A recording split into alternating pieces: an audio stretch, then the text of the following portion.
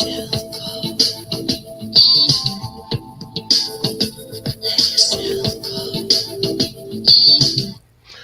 morning, good afternoon, good evening, and I guess good night there, folks. Your nighttime, right time DJ Music. And we're here with another Saturday morning Chop Shop. Got a whole lot of things to cover this week, folks. So go ahead and buckle on up, sit right on down, and let's get things rocking. First thing on the agenda, how can I say this? I've been around these YouTube streets and dropping in different broadcasts, hearing different things. So, I kind of put some things together for you this week, just my take on it. First of all, I'm going to start off with the former Condoleezza Rice. The things that she said that this past week, having to deal with us as black people in high positions or us as black people in general. What she said, folks, let me get this straight now. Let me make sure you folks understand what's going on here. As a matter of fact, there's no need in me talking about it. What I need to do is just really go ahead and pull it up for you.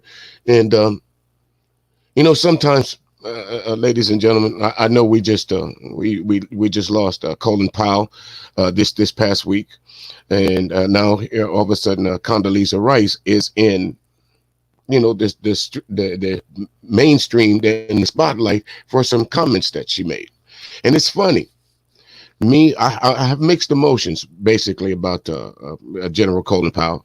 Because I was in the military, I respect the fact that he was a general, a black general. And at my time in the military, you didn't see a whole lot of black men with the bars, the eagles, and all the different things on their shoulders. You didn't see very many airplane pilot, jet pilots, and different things like that. Even though I was in the military from the majority of the 80s and part of the 90s. Think about that. It's not too far in the distant past that you didn't see very many black aviators. It's not like we were in the 40s or in the 50s or the 60s or the 70s. I'm talking about 80s and 90s. And chances are I would believe now that if you go to a lot of these fighter squadrons, you still will see the same things that I witnessed, and not too many black aviators. Of course, we all know about the Tuskegee Airmen and all that other stuff. So we pride ourselves on that. But what I'm talking about with Condoleezza Rice is some of the comments that she made this past week caused my main man, Charlemagne the God, to give her the donkey of the day.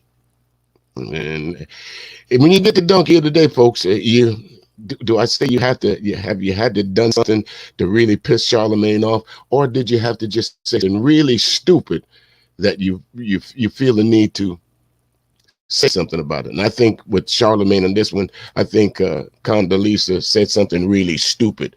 Let me say hello to some folks down there. Hey, what's up, sir? Oh, how you living there? Just DeAndre, a couple warriors up off in the house. Mike Green Eyes, how you doing, good brother? And last but not least, folks, if you missed it last night, Just As Shar at Conversations with Just As Shar had a great show down there with Ruby and Just DeAndre, and of course Lady Vonda. Great conversation. I was just in the clouds listening to you folks.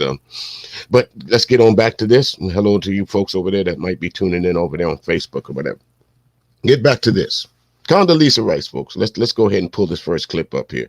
And some of these clips that I'm going to use today, they're a little bit slow about downloading. So if we don't get to watch the particular clip, we will talk about it anyway. First and foremost, let's get on to this. Here's Charlemagne the God, I should say, giving Condoleezza Rice donkey of the day based on her thoughts about critical race theory. And that's what we'll get into a little bit later on. All right, so let's kick it off with this. Breakfast Club, bitch. All right, Sonny, please tell me, why was I your donkey of the day? Well, donkey of the day for Friday, October 22nd goes to the former U.S. Secretary of State, Ms. Condoleezza Rice. Ms. Rice was on The View the other day, and she was asked about a topic that has been trending for a while now, and that is critical race theory. Drop on the clues bombs for critical race theory, okay?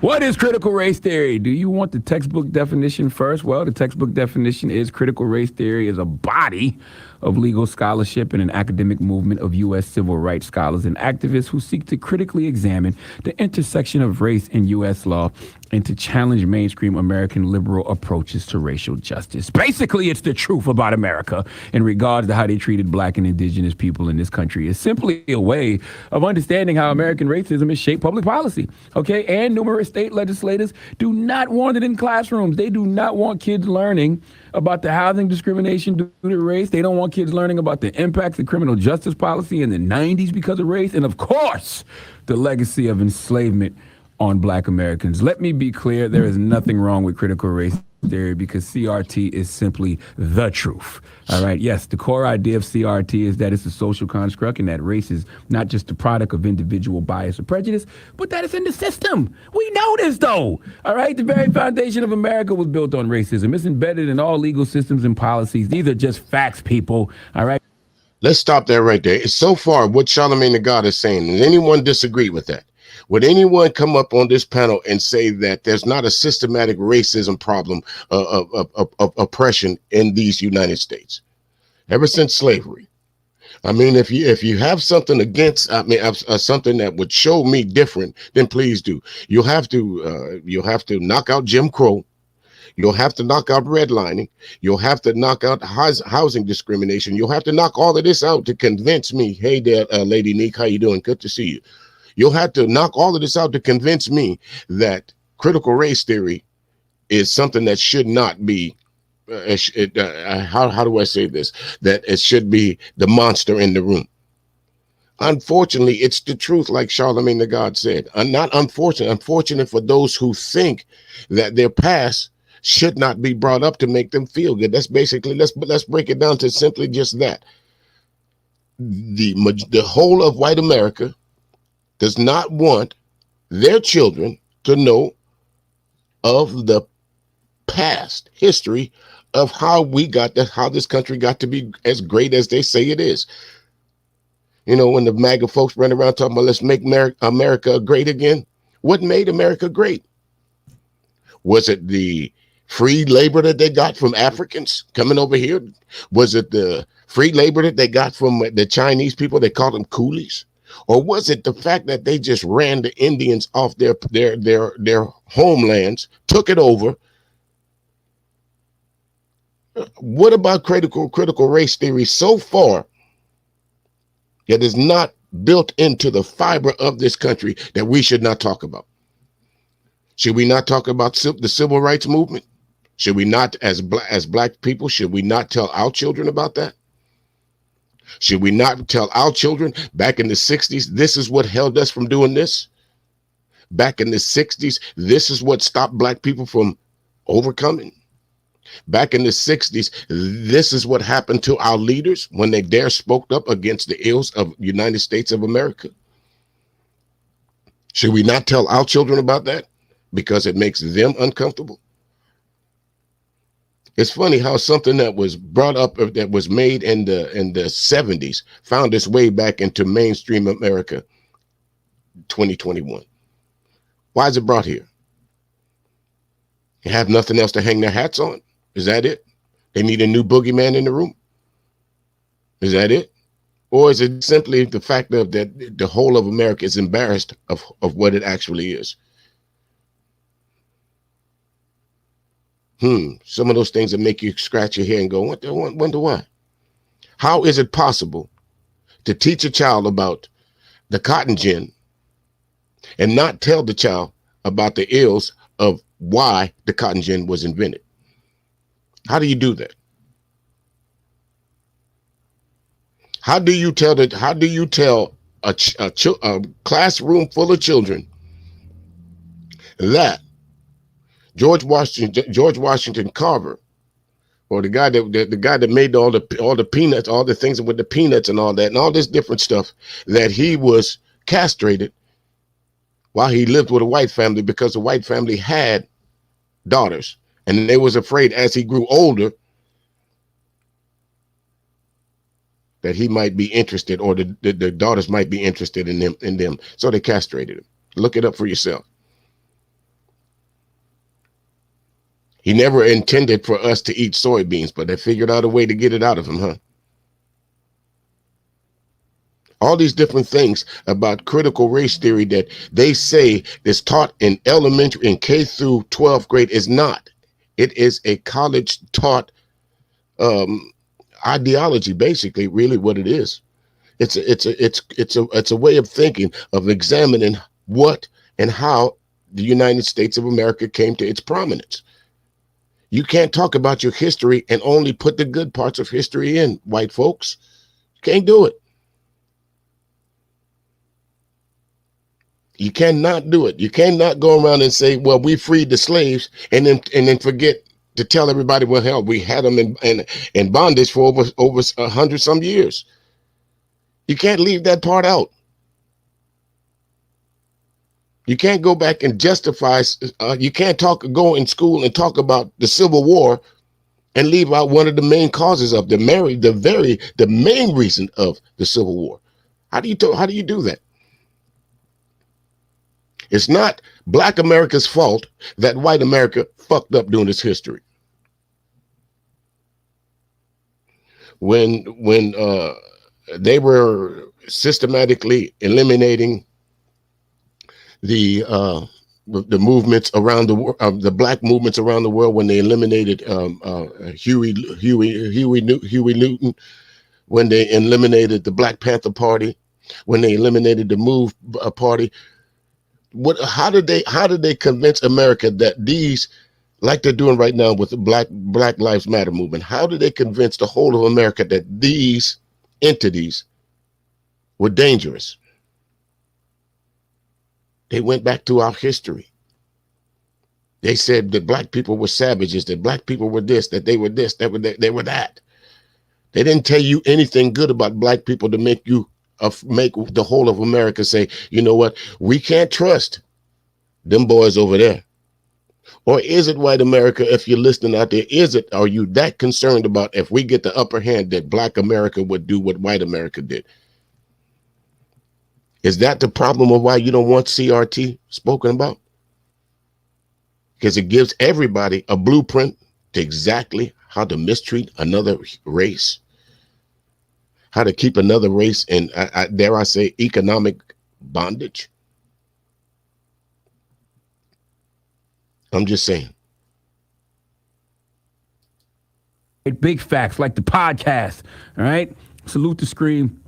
Bank and Jade. Now, in life, especially your own personal life, you can't hear what you don't reveal. I tell y'all this all the time, and that healing hurts.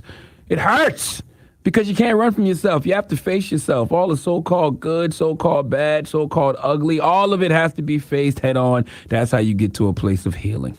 America will never get to that place of healing because America keeps running from itself. Malcolm X told us a long time ago that if we're not careful, the newspapers will have us hating the people who are being oppressed and loving the people who are doing the oppressing. Why is this quote so important now in regards to CRT? Because we live in an era where folks don't want to upset the oppressor, don't want to challenge. And in so many words, isn't that just what I said? Folks don't want to upset the oppressor. Who was the oppressor? Was the Black people the oppressor when it comes to CRT? No. Think about this. Over the years, every time Black people have gotten a hand up, white America, well, I would say a portion of white America has found a way to demonize this particular movement, scare the whole of America into believing that the first child in your house is going to be snatched up by some awful Black man somewhere. And next thing you know, you got laws. You got this, you got that. Saying it's illegal to do this. You got vagrant laws, illegal to do that. Come on, CRT folks, where you at? For all those that say CRT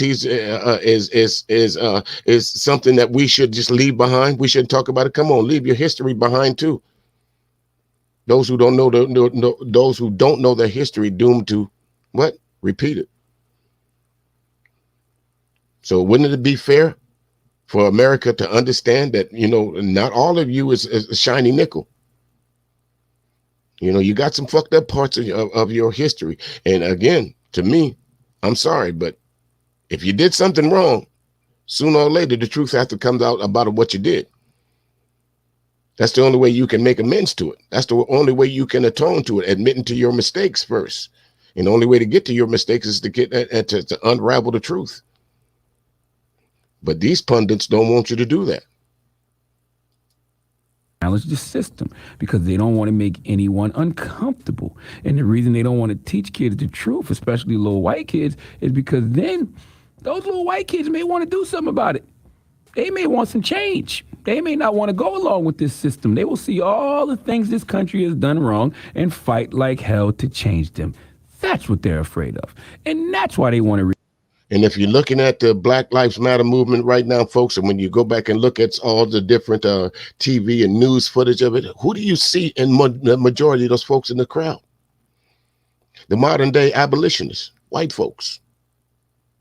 That's why they say the Black Lives Matter movement has been hijacked, because it has been. It's been hijacked by, dare I use this term, some well-meaning white folks. The John Browns of the 2021s. Yeah, we can't live. We're not going to allow America to go back to this kind of shit like the Republicans are trying to do now with all these different voter regulations they're trying to not pass. They've done it. This is the last vestige of you can't go back and say Blue Lives Matter anymore because you was beating the hell out of policemen on January 6th. You can't say that you're a patriot anymore because January 6th said that you're not. You're a traitor. But yet these folks are still up here in the White House. They're still up here in Congress, still talking about CRT is a bad thing. But on the other side of the aisle, they're still doing the very same things that what CRT is talking about, representing. Can't have it both ways. Rewrite history to make the oppressor the oppressed and the actual oppressed, well, we just need to get over it, all right? Because they want to act like it never happened. Case in point, Condoleezza Rice. Really bugs me out when I see black people talking like this, okay? I don't care how long you've been accepted by the white man. It just really bugs me out when I see black people talking like this, like she is giving white people a luxury they would never give her or anyone that looks like her. You know, don't talk about the truth because it makes people uncomfortable. Well, let's listen to what she said on The View.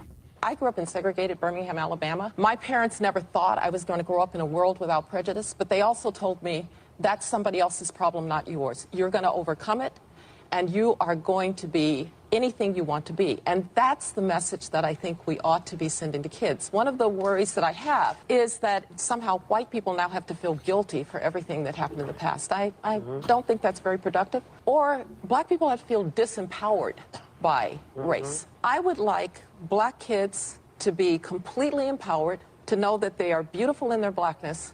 But in order to do that, I don't have to make white kids feel bad for being white. Well, I'm sorry there, Condoleezza Rice, but that's almost impossible. That's almost impossible to tell a little white kid about slavery and say somewhere along the line, maybe, if you look at your history, if you look at your lineage, somebody in your family might have been a slaveholder. I'm sorry if that makes you uncomfortable, but it's the truth. That doesn't necessarily mean that little black kid is going to say that you're inherently a racist now because something that your ancestors did. What it is what it's going to point out to, hopefully, to this little white child, if they do teach it in schools, that, hey, at one point in time in this so-called great country, there were some ills that needed to be addressed. And again, like I said, if you don't know your history, you're bound to repeat it. So these kids are looking at this as just as it is. We're not going to go back to treating someone like shit because of the color of their skin. I'm sorry if you are in your feelings about this, some of white America, but you know it to be true. How do you not talk about slavery? How do you not talk about the Ku Klux Klan? And how many politicians was in the Klan? How do you not teach or tell folks the originating, the actual, where the Klan came from, or the police? You say Blue Lives Matter, but you want to leave out the history of where the police came from. You don't want to tell them what the police were actually slave catchers. You want to leave out history that makes y'all feel bad, and you can't have that because you don't leave out the history that makes black people feel bad. You most certainly don't. Here this week, we've been watching I've been keeping my eye on the jury selection for the Ahmaud Arbery trial. And some of the questions that they're asking this jury is like, how? Have you been in any place on the face of this earth in the last 2.5 years? There's absolutely no way, not unless you've been under a rock or sick or something, that you have not heard something about these 2 white men in Georgia chasing this black kid down, shooting him 3 times with a shotgun at close range. Nothing being done about it for months until a video surfaced. This is what we're talking about. The systemic racism, because you know what? The people that were in power should have done something, but they looked at this video and said, these 2 white men did nothing wrong. Whereas we've seen black men just stepping on the sidewalk get blasted. That's right. Condolingus rise. I got that from Dave Chappelle, by the way. White power. You ever seen that skit before, folks? But seriously, though, I mean, think about what she just said. And if you go back into the history of Miss Rice, you will see that several times that they have painted her to be, how do I say, against white folks. It's funny how we forget, we tend to forget that sometimes. It's funny how we tend to forget how white America treats our, in this case, who was she at one point in time? She was up there. She was Secretary of State. Did she get any respect? Hell no. That's where the name came from. Condolingus Rice.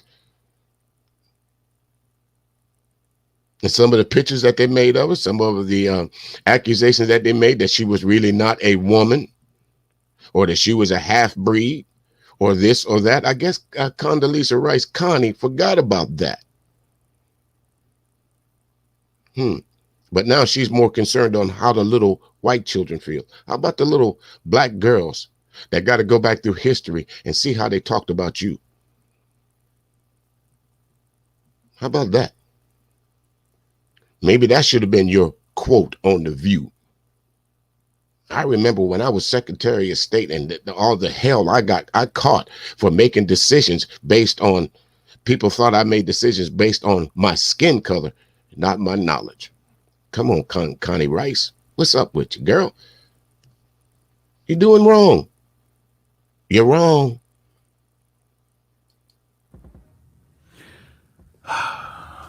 You know, on episode 3 of my late night talk show, The God's Honest Truth, we discuss all this anti-CRT rhetoric because what white people want to teach is critical racist theory. That's actually the name of the episode, okay? Whenever you attempting to rewrite history, revise history, sugarcoat history, ignore history, you're only doing this because you are afraid of the history. And the history of America just simply can't be ignored. And that's why history can be broken down to his story, because if it's not his story being told, his being the white man, then he don't want nothing told at all. All right? These racists and bigots don't want their racism and bigotry addressed, because then they would be held accountable for it. And accountability would look like changes in racist legislation and compensation in the form of reparations. They don't want to have to deal with none of that. Okay, the system's working for them. Why would they want to change it? Now, I told y'all, we talked about this on The God's Honest Truth. You can go stream episode 3, Critical Racist Theory, on Paramount Plus yourself. But one thing we did in that episode is I sent my guy, Van Lathan, down to D.C. to go to Dr. Bahia Muhammad's class. Dropping the clues bombs for Dr. Bahia Muhammad. She's been on the Breakfast Club before. And she rounded up some students from an HBCU to have a discussion with a person who is anti-critical race theory. And one of the sisters in the classroom, her name is, I think I'm pronouncing this right, Kayin Sola.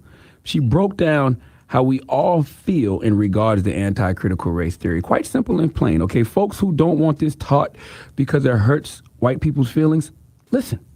You say that CRT basically bashes all white people, but when you look at the data, when you look at the specifics in Education Week, where they describe what CRT is, it specifically says it's not bashing all white people. Oh, this happened and it makes white people look bad.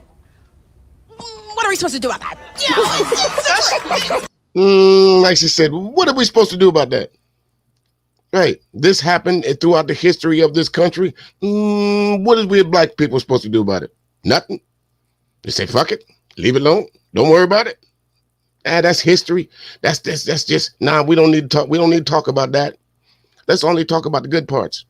We don't want to hurt the racist white American. We don't want to hurt their feelings. We don't want to hurt their children's feelings. I don't give a damn about the children. Fuck them kids. That's what I said. Got nothing to lose. Fuck them kids. Fuck their feelings. If you mad about what your great-great-grandpappy did, that's not my problem. I'm not mad about what my great-great-grandfather did. I'm not mad about what my grandfather did. I'm not mad about what my daddy did. Nothing about what the history of the black people that I was born and raised around, I'm worried about, that I'm ashamed of. Even for those that's been in the can. So fuck them kids if they mad about finding out that, dare I say, that somebody in their family owned slaves. Chances are, if you're in South Carolina and your last name is Calhoun, if your last name is Drayton, if your last name is Ravenel, chances are you somebody in your family owned a slave. Owned somebody. Literally. Chances are, those three names, if you're in this South Carolina low country, as they call it, and your name is one of those, hey, sir, oh, what's going on, bro?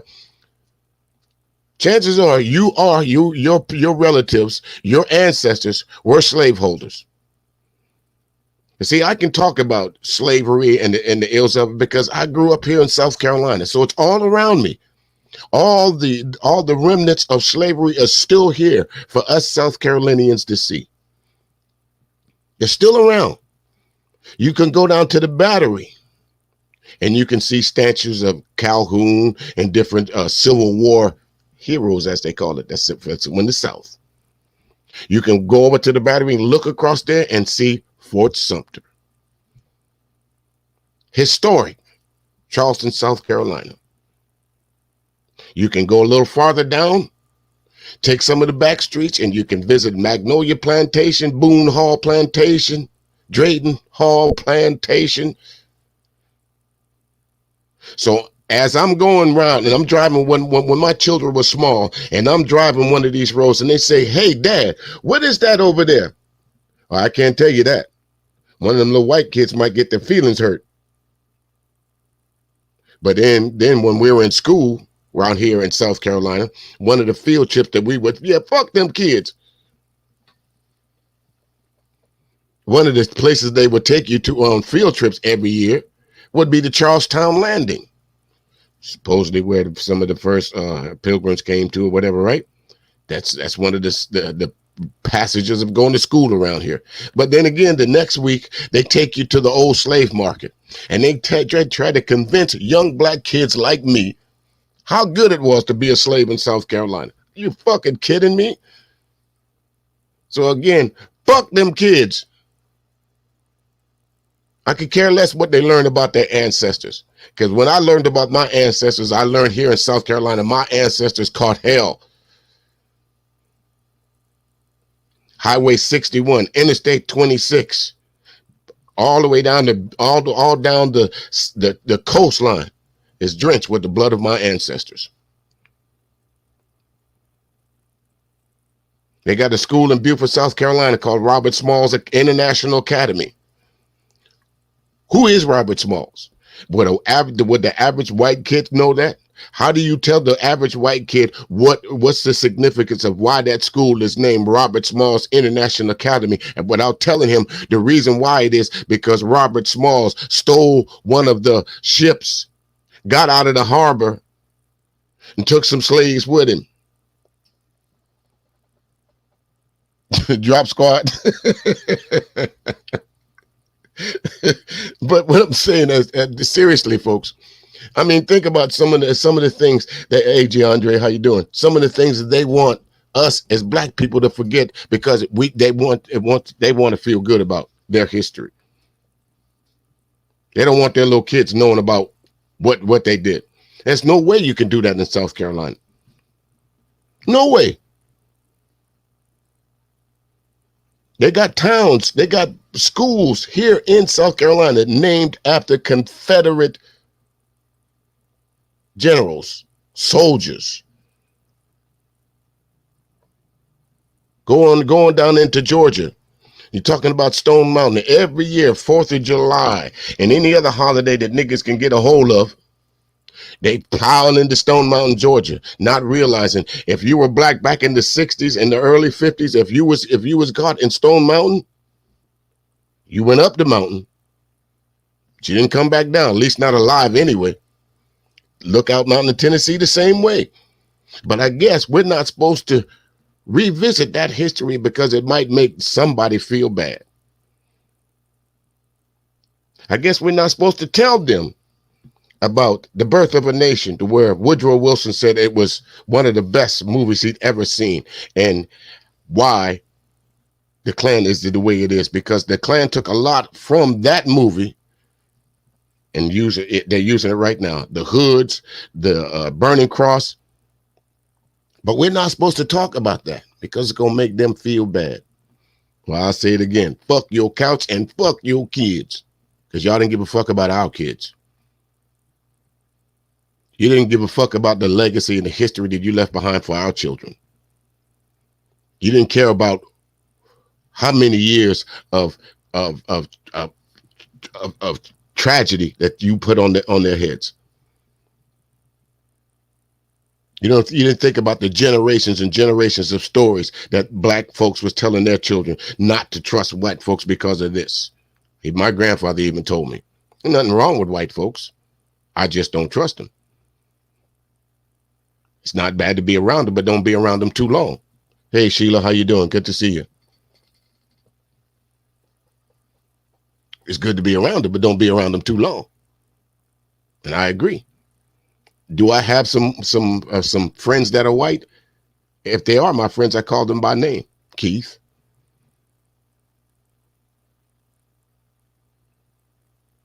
Arthur. You don't identify a friend by their color. You identify a friend by their name. But again, CRT. No, that's a very good question. You know, this country was built on racism. And Really? oh, what do you mean, really? Oh, I mean, if you want to get into it, sir, we can get into it. They got into it. They got into it a little bit. Go watch the episode. Okay. Dropping the clues bombs for Kane Solar. Sorry, sister. You know I can't pronounce nothing. Yeah. But what she said is so accurate. If your feelings are hurt because the true history of this country is being taught, then what are we supposed to do about it? All right. Look, it's simple for me. It's quite simple. I really need you to hear me right now. If the truth makes you uncomfortable, don't blame the truth. Blame the lies that made you comfortable in the first place. Woo! Once again, if the truth makes you uncomfortable, don't blame the truth. Blame the lies. That's right, because a lie don't care who tell it. A lie will flourish for years. A lie will get passed around from street corner to street corner, from mouth to mouth, because it don't care who tell it. So just like Charlemagne just said, if you're comfortable with the lies, because you can't tell the history of this United States of America without telling about its bad parts, because not all of it was good. You can't talk about that. You can't talk about the replacement of what you did to the Native Americans. You can't talk about that. You can't talk about slavery. You can't talk about this because it's going to hurt somebody's feelings. Fuck them feelings. I'm going to say that a couple more times before we end up here. But again, if you're mad or if you're upset about it, what we supposed to do? Ask yourself that. Black folks, what we supposed to do? Give him a hug? Burp him? What are we supposed to do? Walk up to him and say, "Hey, you know, I know your folks was all fucked up at one point in time, but it ain't got nothing to do with you," which is true. It does have something to do with you. Are you willing to go back to what your ancestors did, or are you willing to correct what your ancestors did through policy, through legislation? Or are you one of those folks that are going to continue to tell us that what we're talking about is not truth and reality? Are you going to one of those folks that going to continue to tell us that the United States does not believe in reparations, although we know we do?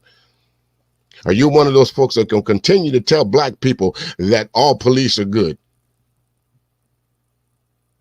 Stop it. That made you comfortable in the first place.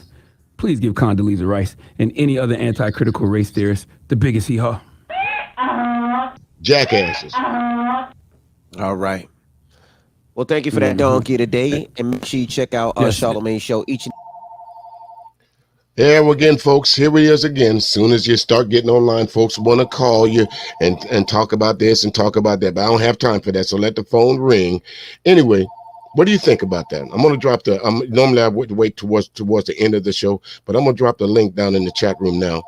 And any folks want to come up and have a conversation about critical race theory, by all means, feel free to. I'll drop this right in here. But I want to go back and visit another a part of what go back to this again. And I want to go back to what Charlamagne said, and maybe I can get it right on the dime here. I hope I can, but if not, let's try it this way. Don't blame the truth. Blame the lies that made you comfortable in the first place. Once again, if the truth makes you uncomfortable, don't blame the truth. Blame the lies that made you comfortable in the first place. Don't blame the truth. Blame the lies that made you comfortable in the first place. A lot of us can live by that. Again, am I a Charlamagne the God fan? On some cases I am, and on some cases I'm not. I try to remain neutral. Somebody got in my case about that, saying, well, neutrality is not a good place to be. Yes, it is.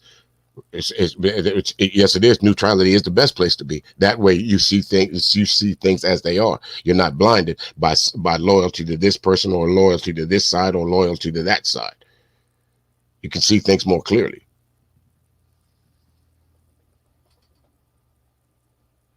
Huh. Yeah, Jay Sean, how you doing, good brother? Yeah, she was in rare form with this one. Basically, she was on The View saying that she don't want folks to the young little white kids to feel bad about their history. It's all right for us to feel shitty about ours. That's how I look at it. That's how I think that what you're saying. But anyway, again, I dropped a link down in there, folks. If any folks want to come on up and talk about this critical race theory thing, go ahead and feel free to. And I'm going to pull up the next video. Y'all talk amongst yourself there for a minute until I pull up the next thing here. Okay. Well, as we go, of course, this week, ladies and gentlemen, we all have been talking about the Dave Chappelle and how the alphabet community basically has tried to silence Dave Chappelle. I don't know what a lot of you folks is your opinions on that is. I won't speculate, but for me, I think these folks is going a little bit too far. They're going just a little bit too far with this cancel culture. Are planning to walk out as a former. Let me pause that right there. And this next clip, folks, comes from Comedy Hype. I kind of like this young lady here because she's from the area, and I always like to pay homage to good folks that came from South Carolina. But anyway, this particular one is they're talking to Richard Pryor's bodyguard, and they're asking him about Dave Chappelle and the fact that the alphabet community is upset with Dave Chappelle about some jokes that he made, about try to say he's homophobic. Again, I'm not here to hold my tongue, So for those of you that are out there, or that if you're homosexual or you're gay or you're bisexual, sorry, but I'm not going to change my. That's not going to change my. No, let's listen to this first. Protest for Dave Chappelle's latest Netflix special, The Closer. Before the walkout, Netflix issued a statement that read, "We value our trans colleagues and allies and understand the deep hurt that has been caused. We respect the decision of any employee who chooses to walk out and recognize we have much more work to do within Netflix and in our content." The statement comes right after Netflix CEO Ted Sarandos participated in an interview with Deadline, where he admitted that he screwed up with an internal communication at the company. Now, we're all aware that history often repeats itself, so today on the show we have a very special guest, Rashawn Khan, known as a former bodyguard of comedian legends like Jamie Foxx, Eddie Murphy, and Richard Pryor. Khan is here today to remind us about the controversy and uproar Richard Pryor found himself in when he told several gay jokes at the Gay Rights Benefit in 1977.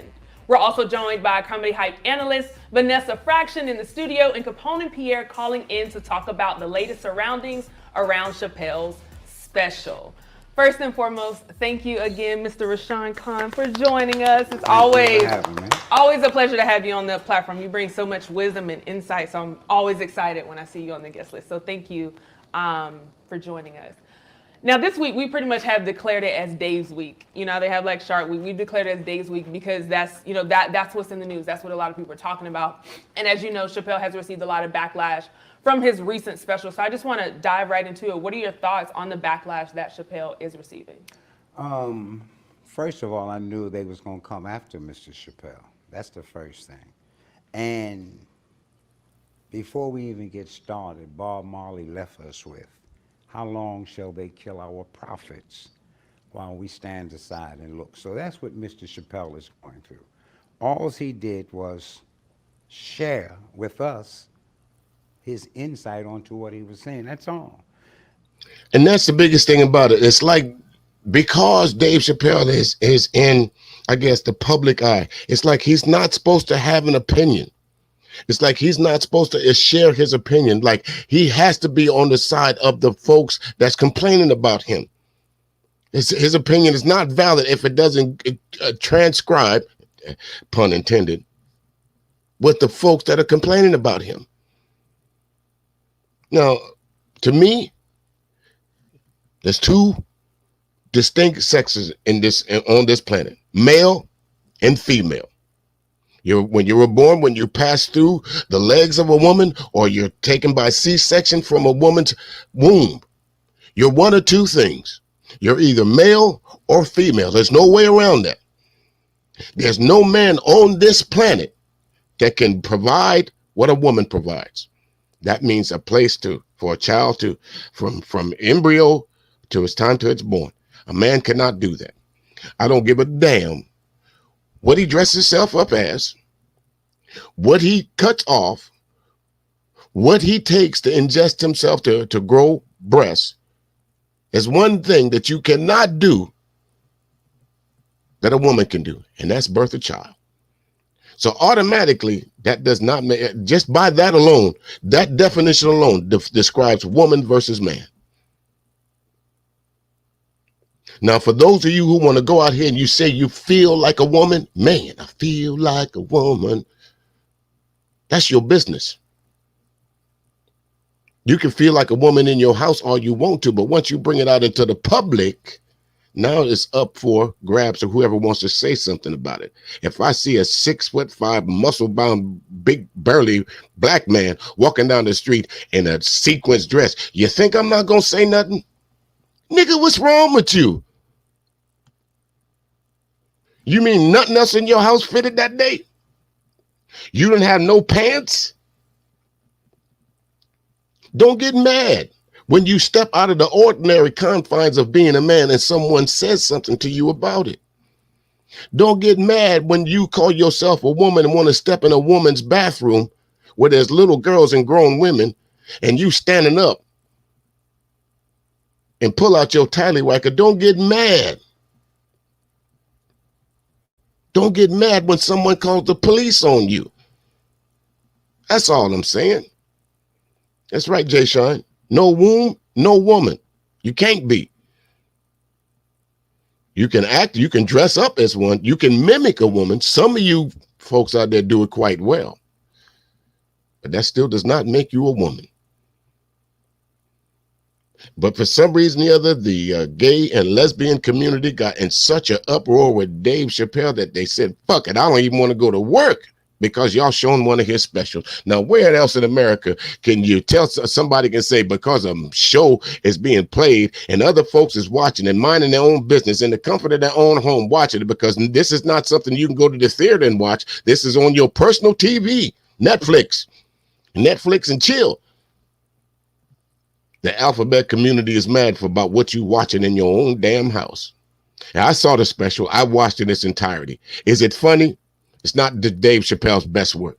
Is it controversial? It's just simply, only reason it's controversial is because the alphabet community is upset about it. Nobody's upset about the number of times the word nigger was used in it. Nobody was upset about the number of times the word bitch was used in it. The only people that are upset is the alphabet community. I don't get it. You try and go walk out on your job because of a movie you saw last week. See how much, okay, get your pink slip. You don't want to go to work because of what? Because of a movie on Netflix? You say you're walking out your job for what? Because of a movie on Netflix? Yeah, all right. And if we're going to say it in America, it's freedom of speech. But now his very freedom of speech, which means our freedom of speech, is being threatened. They don't want him to say that. And the question I would say is, who is the they that they're talking about? Who is that? Who is this group of people that we're saying is boycotting Netflix and Dave Chappelle? So what are your thoughts on that? Because like I said, so today they're planning a walkout at But Netflix. I don't know who they are. Who is that? So it's the group, the trans group that works at Netflix. So there's a trans group. A group of different people that are in support. Okay. That you know, had whether a job. they're trans. They had a job. Right. Yeah. They were working, making whatever hourly wages, and are they calling a national strike? Is that what? It's a great question. I think we'll see it. I don't think it's a national strike there, my man. I think it's just a particular strike at at the main office of Netflix. Well, you know what? You know what I would tell all them people that walked out? Hey there, Mother Earth. How you doing? Good to see you. Good to see you. You know what I would tell all them people that walked out? All right, see you. Don't go to the unemployment line talking about you looking for an unemployment check because you know you quit.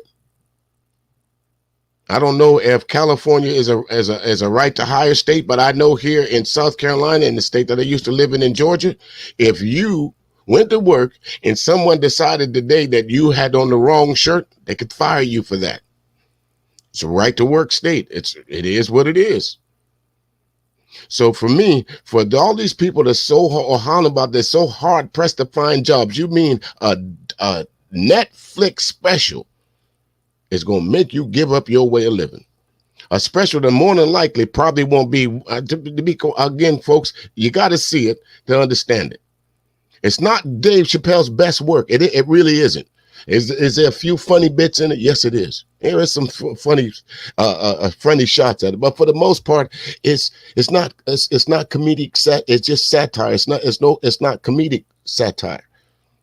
It's truth with a little bit of comedy added in. If you go see this special and you listen to this special, what did Dave Chappelle say that was not true? What has them in such an uproar that they got to leave their jobs? How many of them was out there that walked out of that building? It'll be how many of them that somebody else will be getting their job next week? They're hiring at the Post. They're hiring at Netflix. And them niggas walked out. Sure did. So what would the gay and lesbian community say about that? We walked up off our jobs, but when we went back to get them, they wouldn't give them to us. So they wrong for that. I'm going to bring a class action suit against Netflix because I walked out. Get the fuck out of here. I'm sorry, folks. I'm going to speak my mind on this. Listen, who you sleep with is your damn business. What I watch on my TV is my damn business. You don't have the right to decide for me what I think is funny. And that's basically what's going on. You don't have the right to tell me that I can't go to Netflix and watch a Dave Chappelle special because you don't like what they said about gay folks. If the joke is on you sometime, chuckle it up. And like Dave Chappelle said, what part of this is not true? All of a sudden, the only time you folks want to act like you're a minority or you're a marginalized group when it comes to a direct attack on you. Any other time, you want to stick to the group that you identify with, meaning white folks quick to call the police, whether you're gay or not. You don't see too many, dare I say, you don't see too many black homosexual men calling the police. You don't. You don't see too many black homosexual women or bisexual women running around saying, I don't want to watch this Dave Chappelle flick no more, and I'm not going to work because of it. You have a few, but I think these alphabet folks, I think they forget that you're human first and your sexuality comes after. No one knows that you're bi, straight, or gay until you either tell them or you show them. Because as they say, there's a lot of folks that's on the down low. You can't tell. One in particular, we all talking about a whole lot of these folks is meeting up in Atlanta. Got my thoughts on that too. But anyway.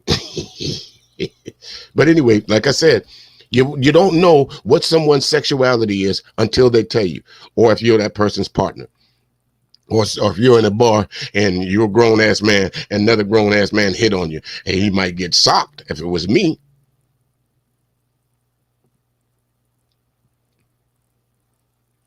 But, at least I know now where you're coming from. But again, there's too many times folks want to put who they sleeping with as the focal point of why something should or shouldn't happen.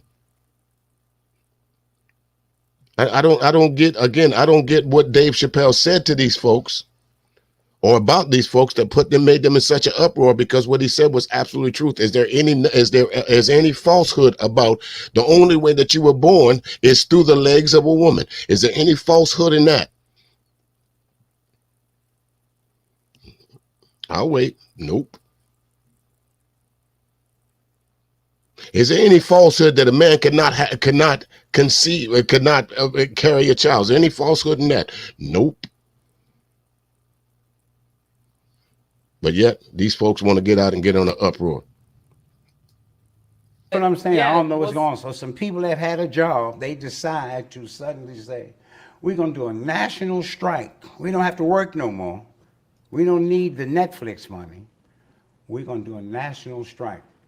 Now, so where's their resources coming from? Right. Now, I'm interested. I want to get y'all's thoughts as well. I'll come to you first, Pierre. What are your thoughts on this walkout? I know we talked about Chappelle a couple of times. What are your thoughts about these people that are choosing to walk out of Netflix today? Well, it's that group. Hey, China White, how are you? And their Good to see allies you, young that lady. put, shine a light on how they feel and the movement. And while you have lightning, you catch it in a bottle and you stay with it. And they're trying to let everybody know that, they have a problem with what Chappelle said and did, his act. So I don't think it's a walkout for permanent, not working anymore. They would have just quit. I think it's walking out for the day and get the publicity, let people know that they're tired of being, marginalized. But so many other groups are marginalized too, but they're like their group is, and Chappelle was on there. But I like the fact that I don't feel the backlash is going to work. There's too many people who support Chappelle, and it's okay if you make your noise as transgender group, but all in all, people ain't moving. People are tired of it, of counseling people. So, right. I want to come to you, Vanessa. What are your thoughts? Do you agree with the walkout that we're going to see today? Do I personally agree? No. I said I didn't like the special that much, but I'm not about to walk out about it. I just changed the channel. I didn't think the jokes were that great. Big deal. For them, it apparently hits in a different spot and they're feeling more hurt. So I feel like people, as Pierre said, they have a right to walk out and show their displeasure and so forth. But are we going to walk out every time I don't like something? You know what I mean? So it comes to a point of what are we really doing, except for, like you say, bringing attention to your platform. I don't know as a company if I'm going to tolerate that kind of behavior. Right.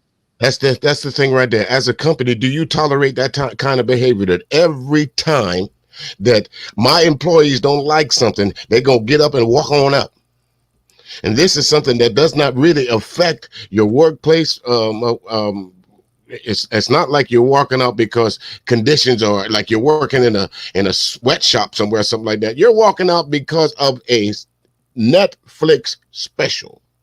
Understand that. You're walking out because of the opinion, a joke about what someone else says about your so-called community. Well, for those of you that are prescribed to the alphabet community, more power to you. That's you. That's on you. That's your life. But don't try to always impress your views on us by telling us what we think is wrong about what someone else said. I see nothing absolutely wrong with what Dave Chappelle said. And there's a whole lot of people that sees nothing wrong. So much so, even the president of Netflix didn't see anything wrong with what Dave Chappelle said during that special until he started getting pressure from all around the world. Well, all around the country. We ain't gonna watch Netflix no more. We ain't gonna Netflix and chill no more if you don't take that off. Well, I think there's a whole lot more movies on Netflix. There's a whole lot more movies on Netflix, folks. There's a lot worse than this Dave Chappelle special. So, Alphabet community, where are you? Where are you about when these films are coming on about the exploitation of children?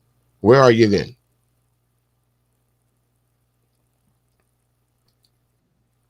And welcome, my man, the great Cerulean Gray from the Gray Regime. How you doing, good brother? Welcome. Oh, Rob 75 do or die green. Yes, indeed. Supreme Elder. Gratitude for having me up. No, always a pleasure, my man. Come on up and drop some knowledge on these folks out here, if you don't mind. It's an interesting thing. His opening, this is literally a masterpiece of comedic expression.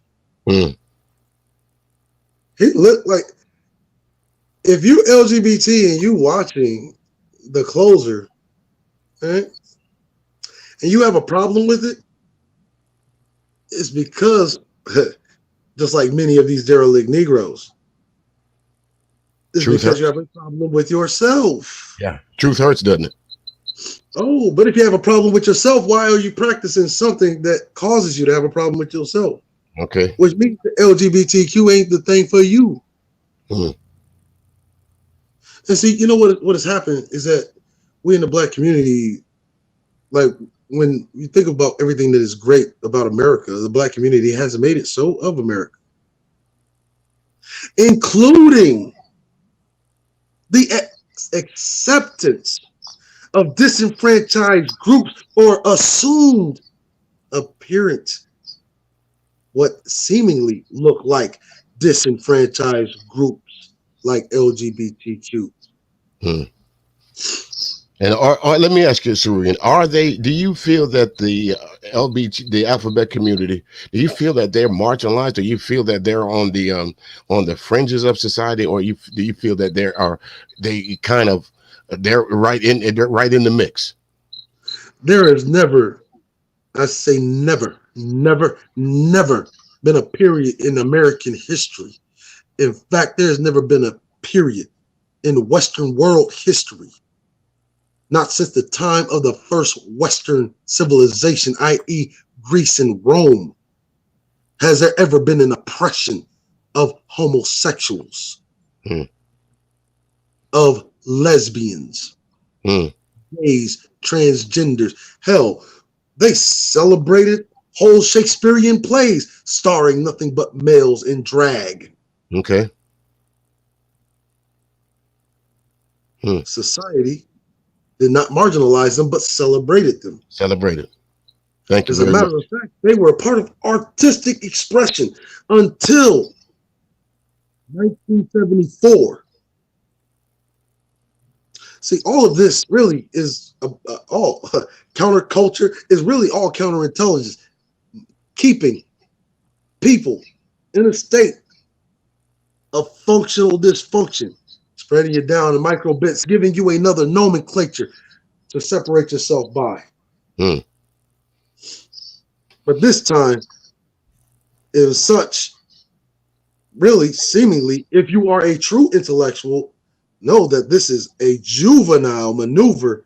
But if you are a layman, you would think this is such a genius move.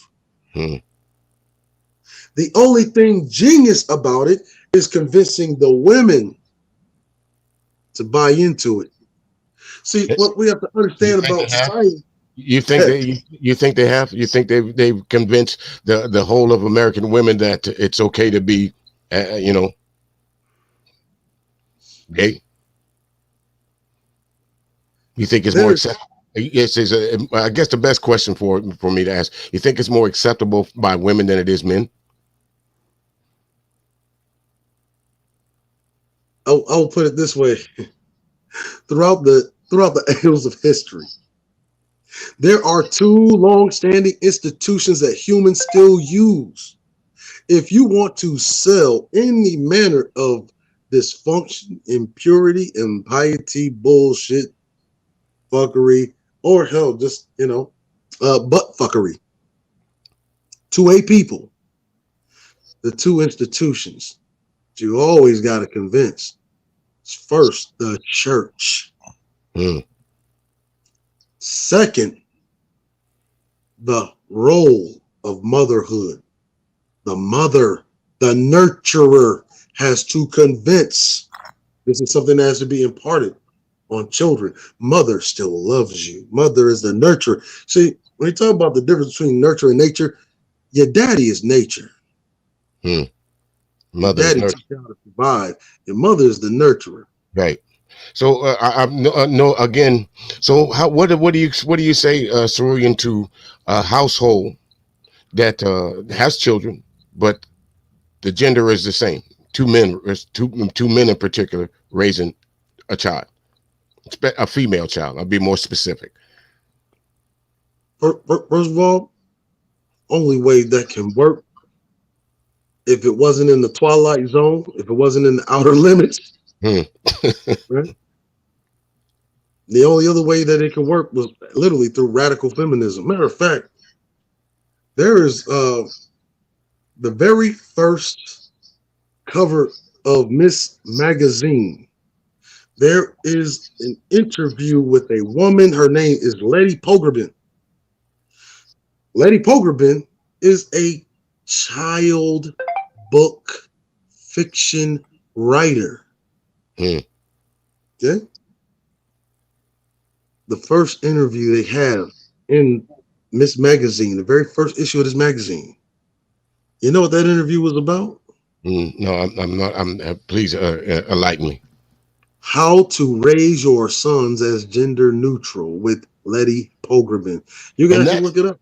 Right. That's the problem that I'm having. A lot of times we hear that our children are especially our male children, are raised in a much softer environment. And folks, you can say what you want to. You can go report this to YouTube or whatever, but I think it has a lot to do with what we see on TV. It's okay for us to say that there's a third gender. There is no third gender. Stop that. There is no third gender.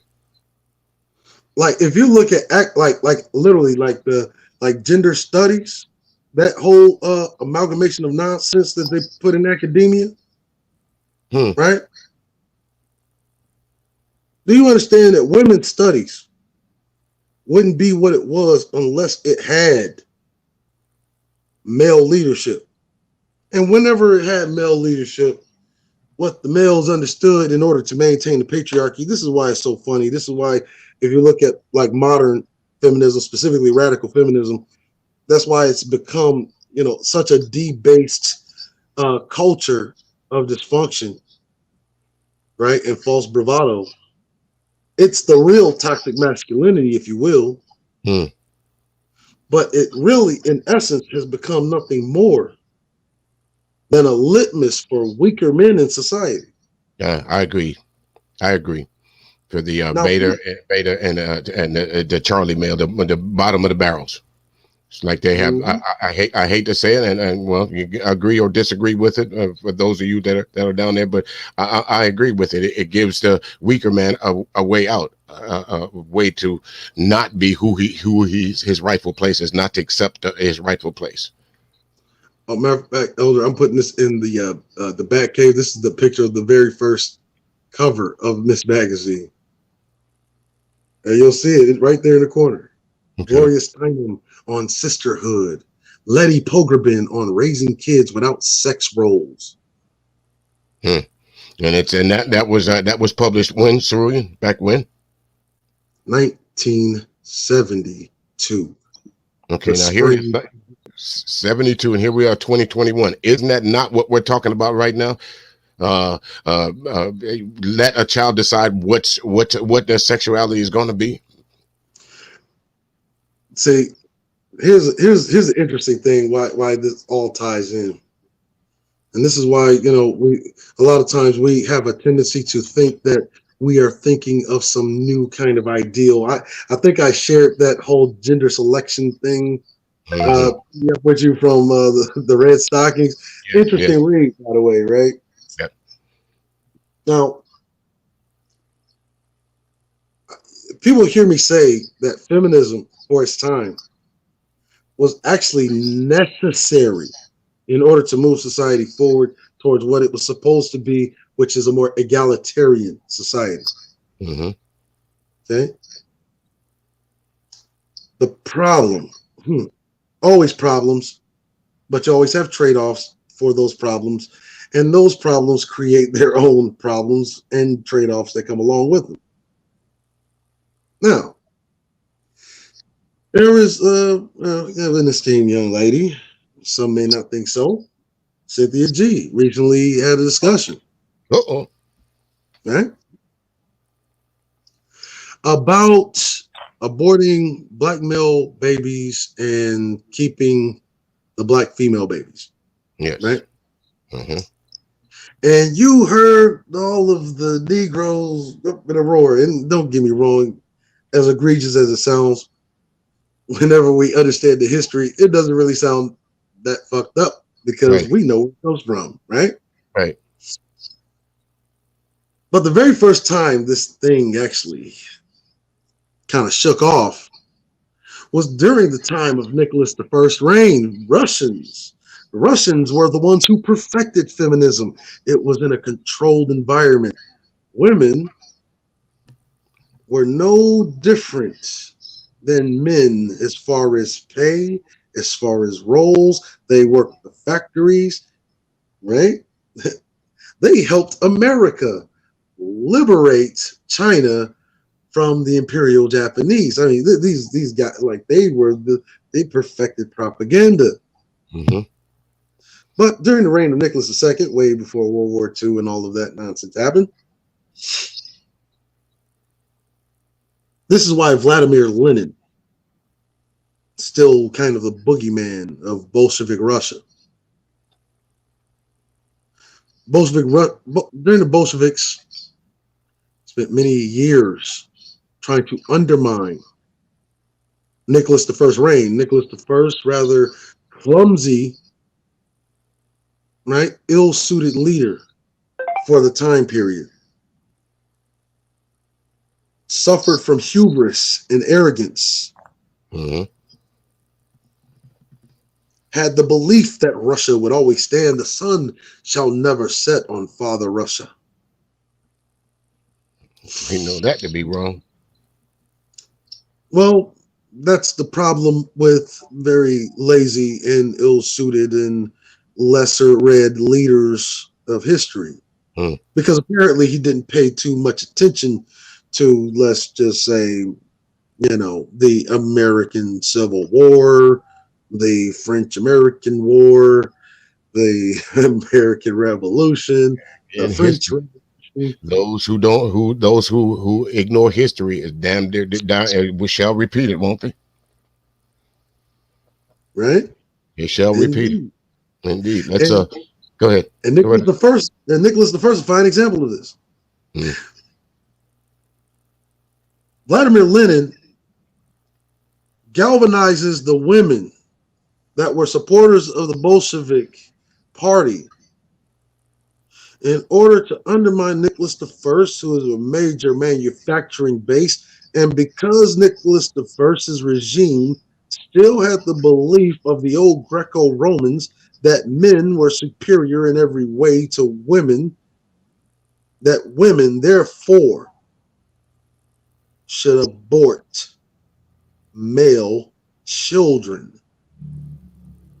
and only allow the birth of females. Why? Because he thought that it would be a blow to Nicholas I's industrial machine, which ground men to dust, which is what me and our esteemed brethren Dre have been talking about what patriarchy really is. Yes, it's bad for the women, but it is much harder, and the burden of performance is much greater because it is a system that grinds men in the dust, one that you are seeing even today, but it's only specifically targeted at non-white males, and specifically even fine-tooth laser pointed at black males. This is why our women don't feel protected. You see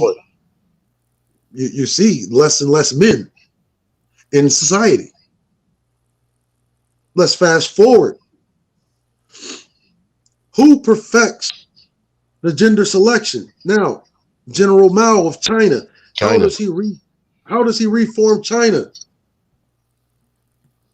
He doesn't say it as far as choosing a gender, but it's implied with a one-child policy. And General Mao Zedong reforms China by gender selection, in which it encourages families to select male children over the females. Yes, indeed. And that is actual facts, folks. Actual facts. And when you look at China today, they are suffering the effects of that very same Mao Zedong policy, to the point to where they've completely lifted the limit on the amount of children that women can have.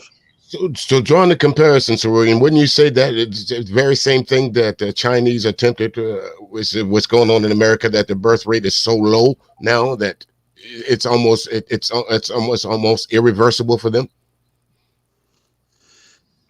No, well, that is part of their obstacle, which is why they've been heavily investing in Africa, not just on the extraction of resources, but on the social advancement, which is why you're seeing the encouragement of what? Mixed families, half Chinese, half whatever country that they're in. Right. This is how they are getting rid of the excess, while also using their excess male population to be ground in the dust for their Belt and Road Initiative. Very smart and very fucking Mao Zedong. I don't know why people think that this is some new shit that Xi Jinping thought of. It's not. I think when folks heard Cynthia G said it, I think they took it more, and I'm one of those. I took it more as a slap more than doing the historical look at it. So when you go back and look at it, you can understand why she would say that. But I think she said it not as in a place of historical value, but I think she came at it from a place of of anger. And I think that's what most people picked up on. You're not saying this because of some the historical value of it, or you pointed that out as you did. I think in my case, when I heard her say it, I think she was saying it for views, number one, to piss some people off. That's just my opinion of it, because she didn't really go into any real backing of it. And I think, as Tanya TKO said to her, I think that's kind of like a how do you say a two that still wouldn't fix the problem. Well, actually, we'll get to that right now. You had a radical feminist group. I showed you the PDF to that one, the Red Stockings, right? The Red Stockings. Now, mind you, this is still second wave feminism before third wave. Red Stockings are a group. They are what they call the foundationalist feminist bloc, otherwise known as the Red Stockings. Right? They're on the forefront of World War II, protesting against it, against the war itself. In fact, it is nearly all but erased from history. In fact, they make World War II seem like, hey, it had no opposition. Da, da, da. This is the other way. The patriarchy suppresses women's voices. Hey, we're not going to talk about those Red Stockings, because what did the Red Stockings attempt to do? The Red Stockings attempted to protest the war. Not by directly protesting the war, but directly protesting the draft that drafts their sons and their husbands. Right. With this same ideology. Let us get rid of the boys. If we don't have the boys in circulation because we're having the girls can't be conscripted to service in the draft.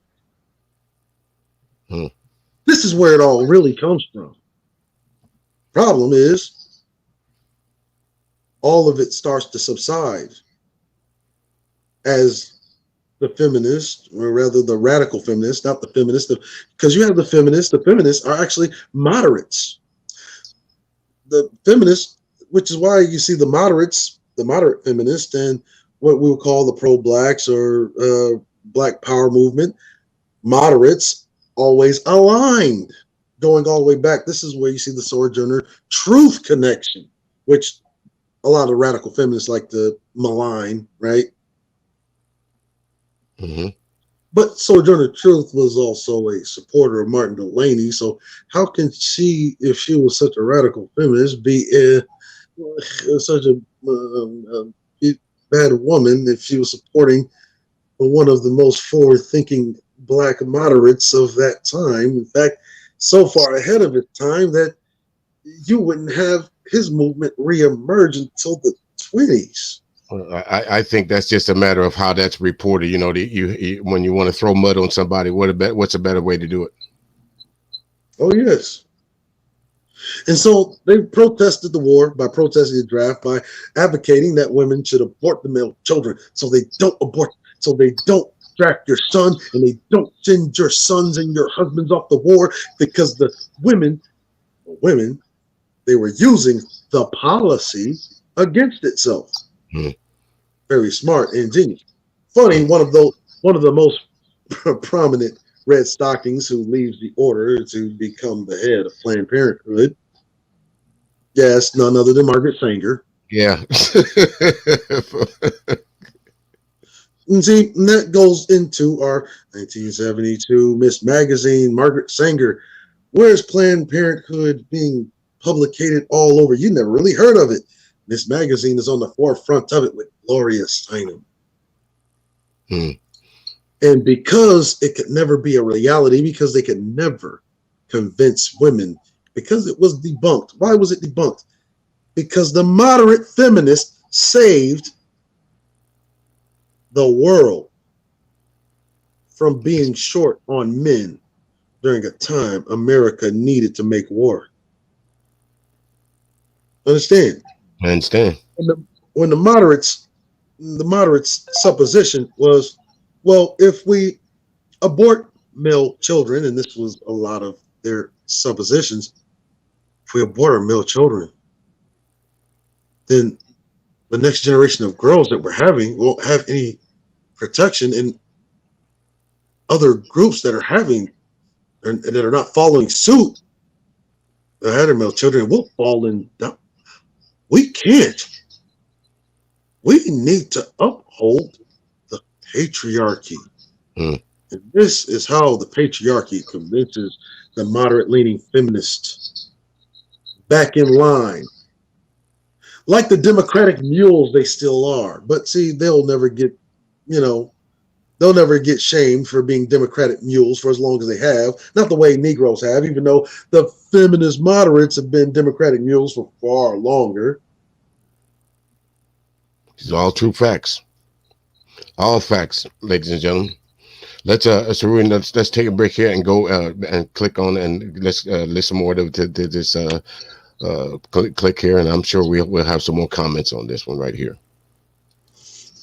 You know what I mean? Because there's other ways to do it, and I don't think that. I'd have to watch it again, but I don't recall him saying anything that was that hurtful, if you will, or something that was going to incite violence or something like that. And those are the terms in which you say, hey, this is hate speech. Hey, we got to take this down. There's people getting hurt. No, it maybe didn't make you guys look so good. You know what I mean? According to him, he don't think you look that good anyway. You know what I'm saying? So, it's his right. He can say what he wants. I support freedom of speech all day. So, Keepin, I'll come to you next. What are your thoughts on the walkout, and do you agree with it? I don't agree with it. Let them walk. What are they proving? Let them walk down the block. Let them walk home, whatever. I mean, it's every time, like Vanessa says, something that they don't agree with, that they got to take this type of action. It's starting to get annoying. That's the way I feel about it. And honestly, what I would like to see them set up a meeting. Let's have a conversation or something like that. But like you said, when you walk out, it's just like one of those things. Like, what is the reason? What is your cause? What are you looking to accomplish? Who are they? Well, we can't. A group of that consists a lot of gay people. I know a lot of gay people, and none of them are in this group that you're talking about. This organization. None of them get email from this organization.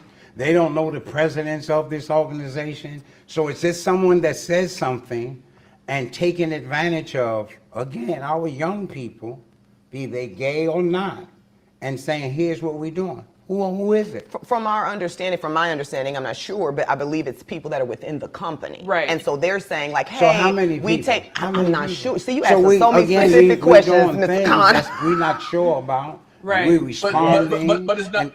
But Rashawn, I don't think it's about amount of people or a particular group. They're just trying to put shine a light on what their cause is. All of them, even people who aren't part of that group, won't stand up for themselves, who are transgender. I think this group is trying to say, hey, this is what we feel. We feel bad when y'all talk about us.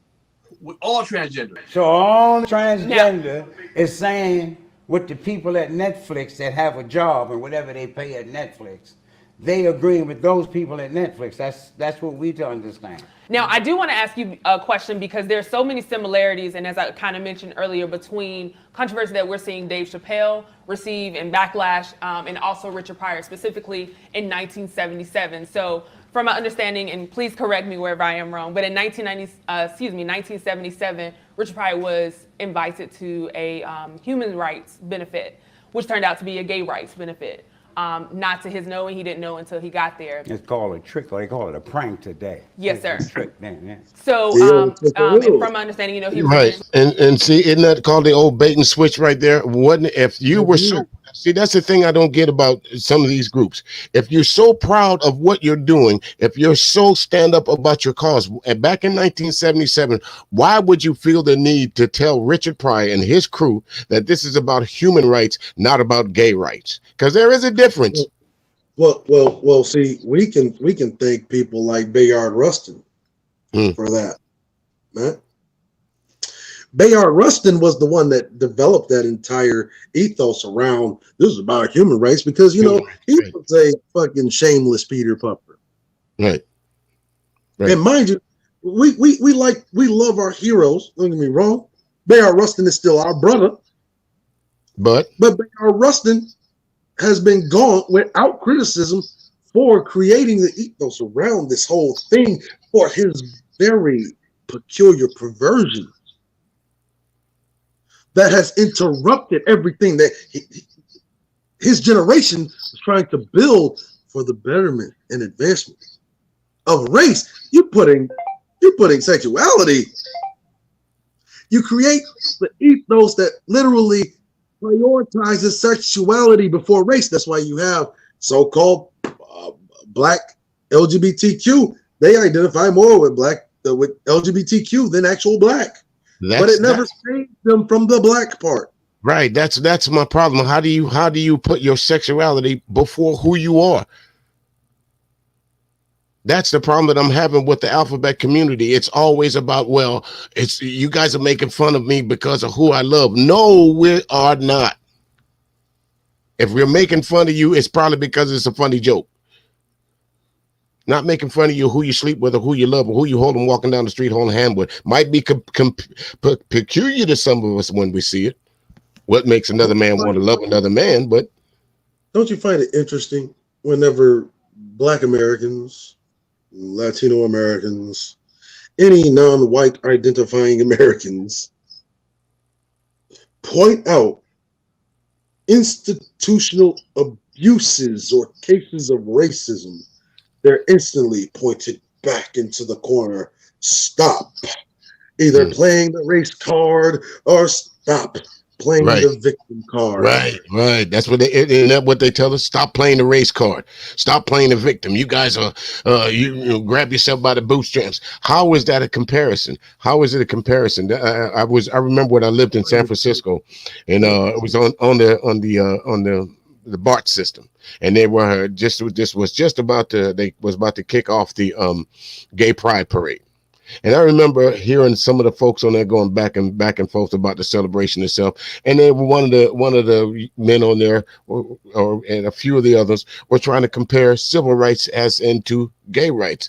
And I think this for the first time I really stood up to, I won't say spoke up in public about, and I was like, how do you compare the two? How is the struggles of black people being enslaved compared to who you sleeping with? And that's why we have to point to people like Bayard Rustin. Don't you find it interesting that as we love James Baldwin? Yes. James Baldwin never put his goddamn sexuality before his race. Never he did. Never. And we love that nigga. Never. No matter how motherfucking fruity. And he was, for all you folks that don't know, James Baldwin was homosexual. But he never made that his focal point. It was always about black people and our struggles. I never heard him talk too much. If he did speak on his sexuality, it was because someone asked him. He didn't make that the focal point. Correct me if I'm wrong, Cerulean. No, there was nothing wrong with it. You have said everything that everything that James Baldwin said, taught. You cannot find a single recording in which he prioritizes the sexuality over his race. Not once. He was a true, tried and true, through and through race man.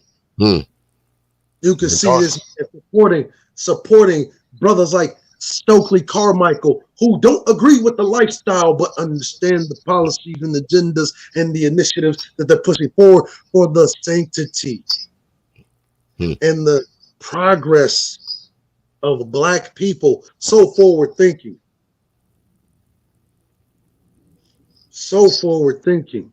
That you have the derelict Negro we call Bayard Rustin not even understanding those words, misconstruing them, twisting them, and then making entire ethos. And really, we'll put the nail in the coffin when we're talking about gender selection. Bolsheviks. Why was it so successful with Mao? And why is China the superpower that it is? Mao realized that if literally the Bolsheviks can literally usurp using gender selection as a tool to usurp Nicholas, even though it's just one of the prongs of attack, he could use that same tool as one of the prongs to rebuild China's industrial base. Right? And unroot it from its 100 years of shame. This is really the thinking.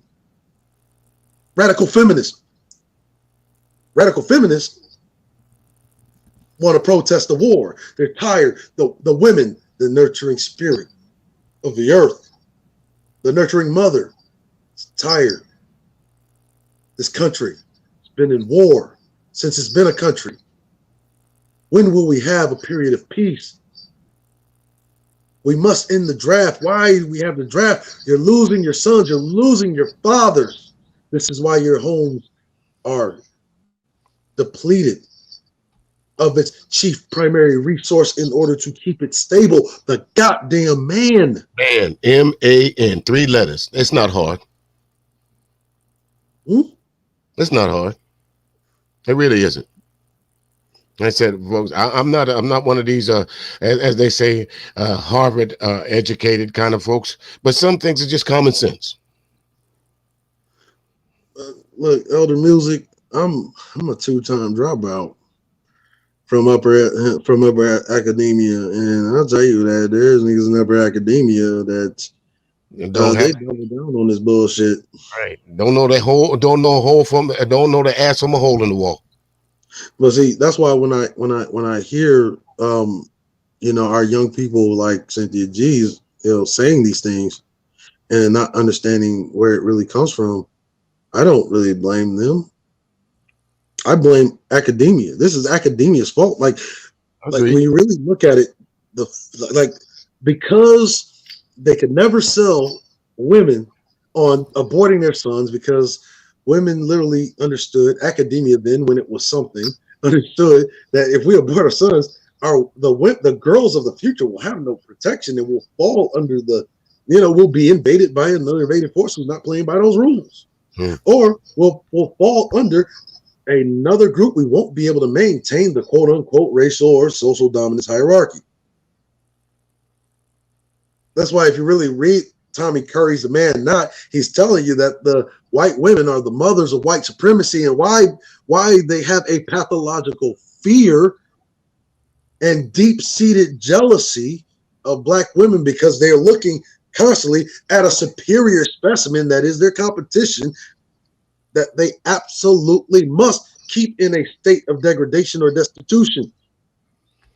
But because of modern society,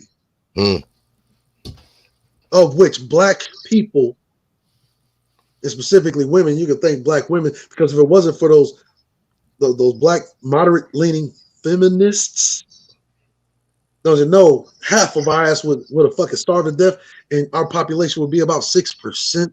Yeah, would have been about 6% in 2000. Agreed. I know, and just in my family alone, if it not had been for the women in my family, I don't think the homestead that I'm on right now would be, which we would still have, or we would have ever gotten, I should say. And this is why a lot of the literature of that time, I had to re-examine, because I have to really read what they're really saying. While we are trying to fight, and yes, we must fight as men for the overall right of the people. There is no fucking exception. Right.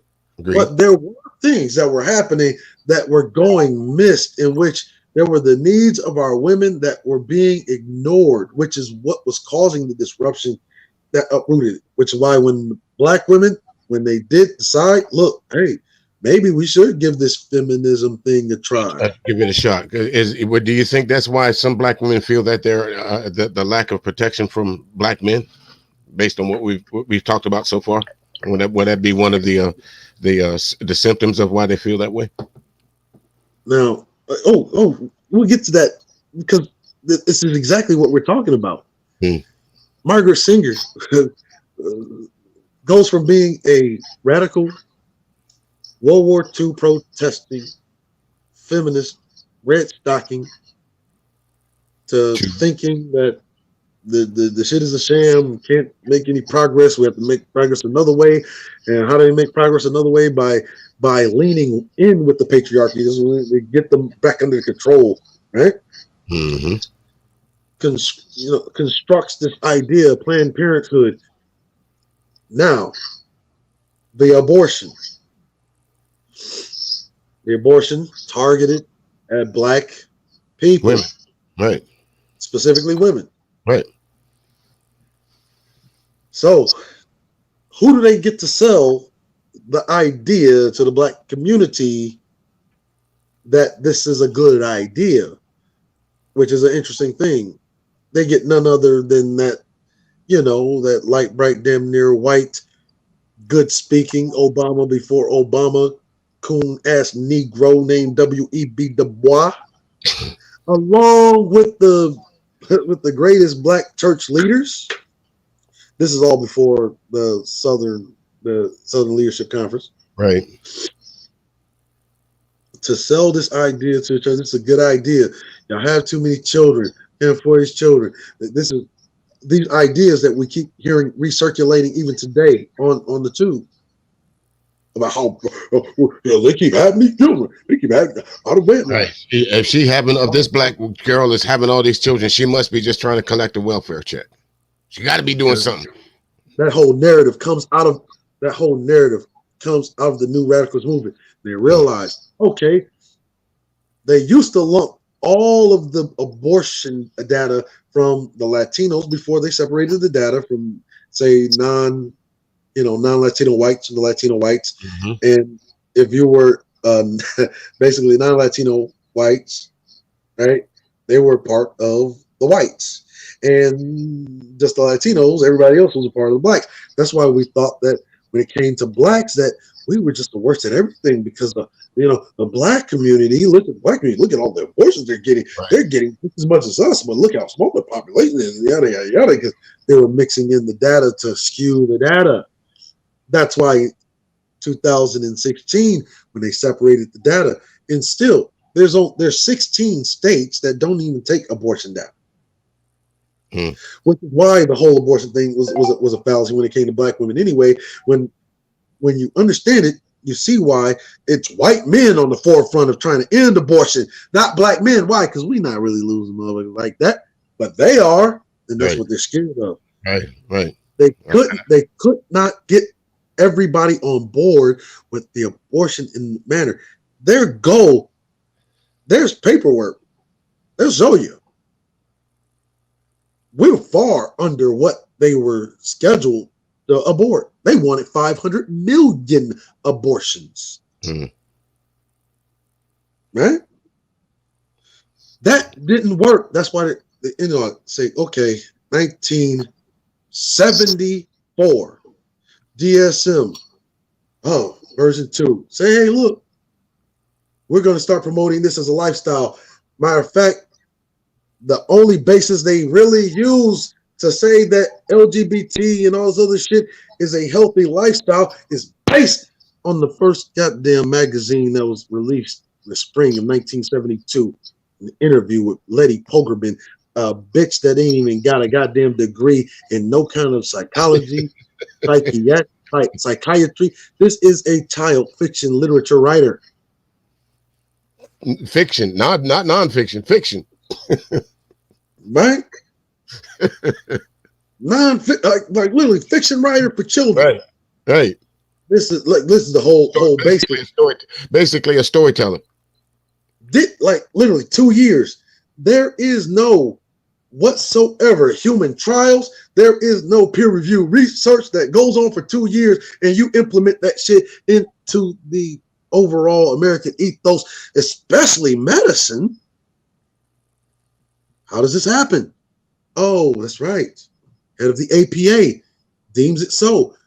That's because back then, the head of the American Psychological Association doesn't have any oversight, no government oversight whatsoever. Matter of fact, government oversight for the APA doesn't even come in until the Reagan administration. And that's in what? When was Reagan office? Okay. 1981, and it's not even really implemented until 1986, when he needed women to do what? Go to work for welfare. Now we having this trend. You're already having them watching things like Sesame Street. Don't you find it funny? Every single member of the cast of Sesame Street picked from the goddamn, what was the predecessor to the LGBT community. Then why you see Mr. Elmo? You ever wonder why his voice was that high? He man. Yeah, he was getting a little more than a reach around. Right. See, the thing about it is, I think we touched on this earlier, and Neek said it down in the lounge down there. You know, there's not too many things that you can watch on TV now, and at some point in time, there's not the alphabet community injection into either the movie or the TV show or something. It is what it is. It's a part of our fabric now. It's so prevalent that it's almost acceptable now. Actually, right now there's a conservative push to kind of put it back under wraps because it's like, okay, this shit is getting out of control.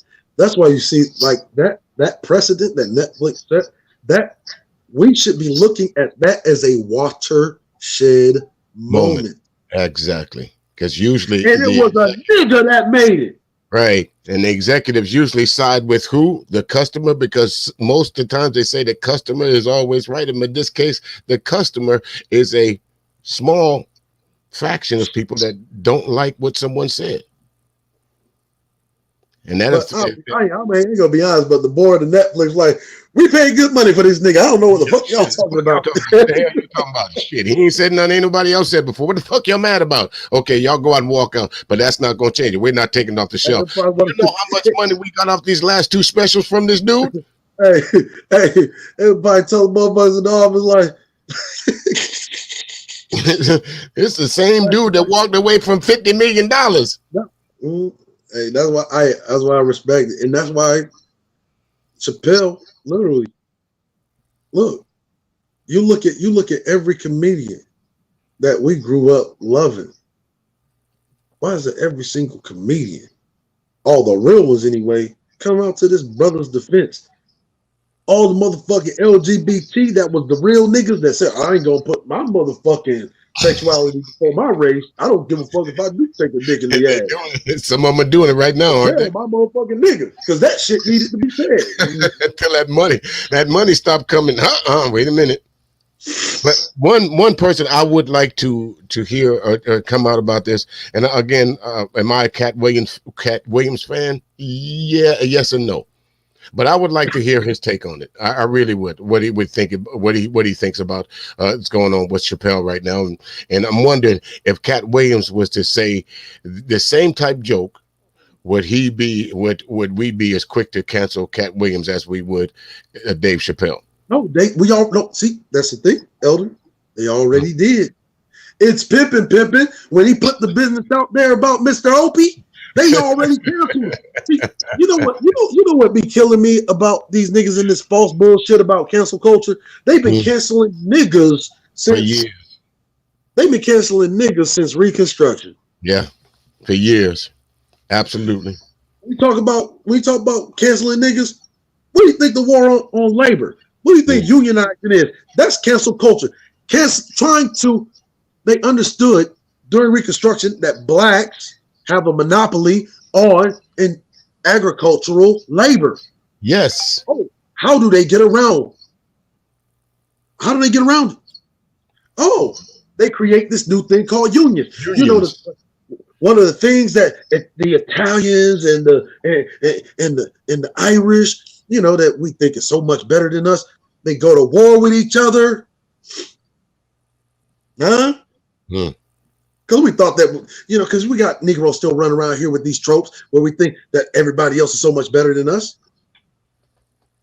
You had literally a war going on between the Hmong population, which was from Laos, after the Indochina Refugee Aid and Assistance Act of 1970, that imported the Lao, which become the Hmongs in America, and the Vietnamese refugees that were escaping the old Pol Pot regime. Right? Now, these motherfuckers get here called the White Tigers, try to exert dominance. America literally lets in its own terrorists. Right? Well, we think the Asians are so much better than us. But literally, you have the Hmongs and the Vietnamese going to war on American streets. Yep. The same way that you have, these are both Asians on Asian violence, same way you have Italians and Irish going to war on American streets. And then on the West Coast, you're talking about the triads and whoever it was that over in Chinatown, San Francisco, Chinatown. Oh, right. Yeah, the triads and the Russian mob. Yeah. Yeah, and every place, for those of you who have ever been to San Francisco before, San Francisco is made up of just that.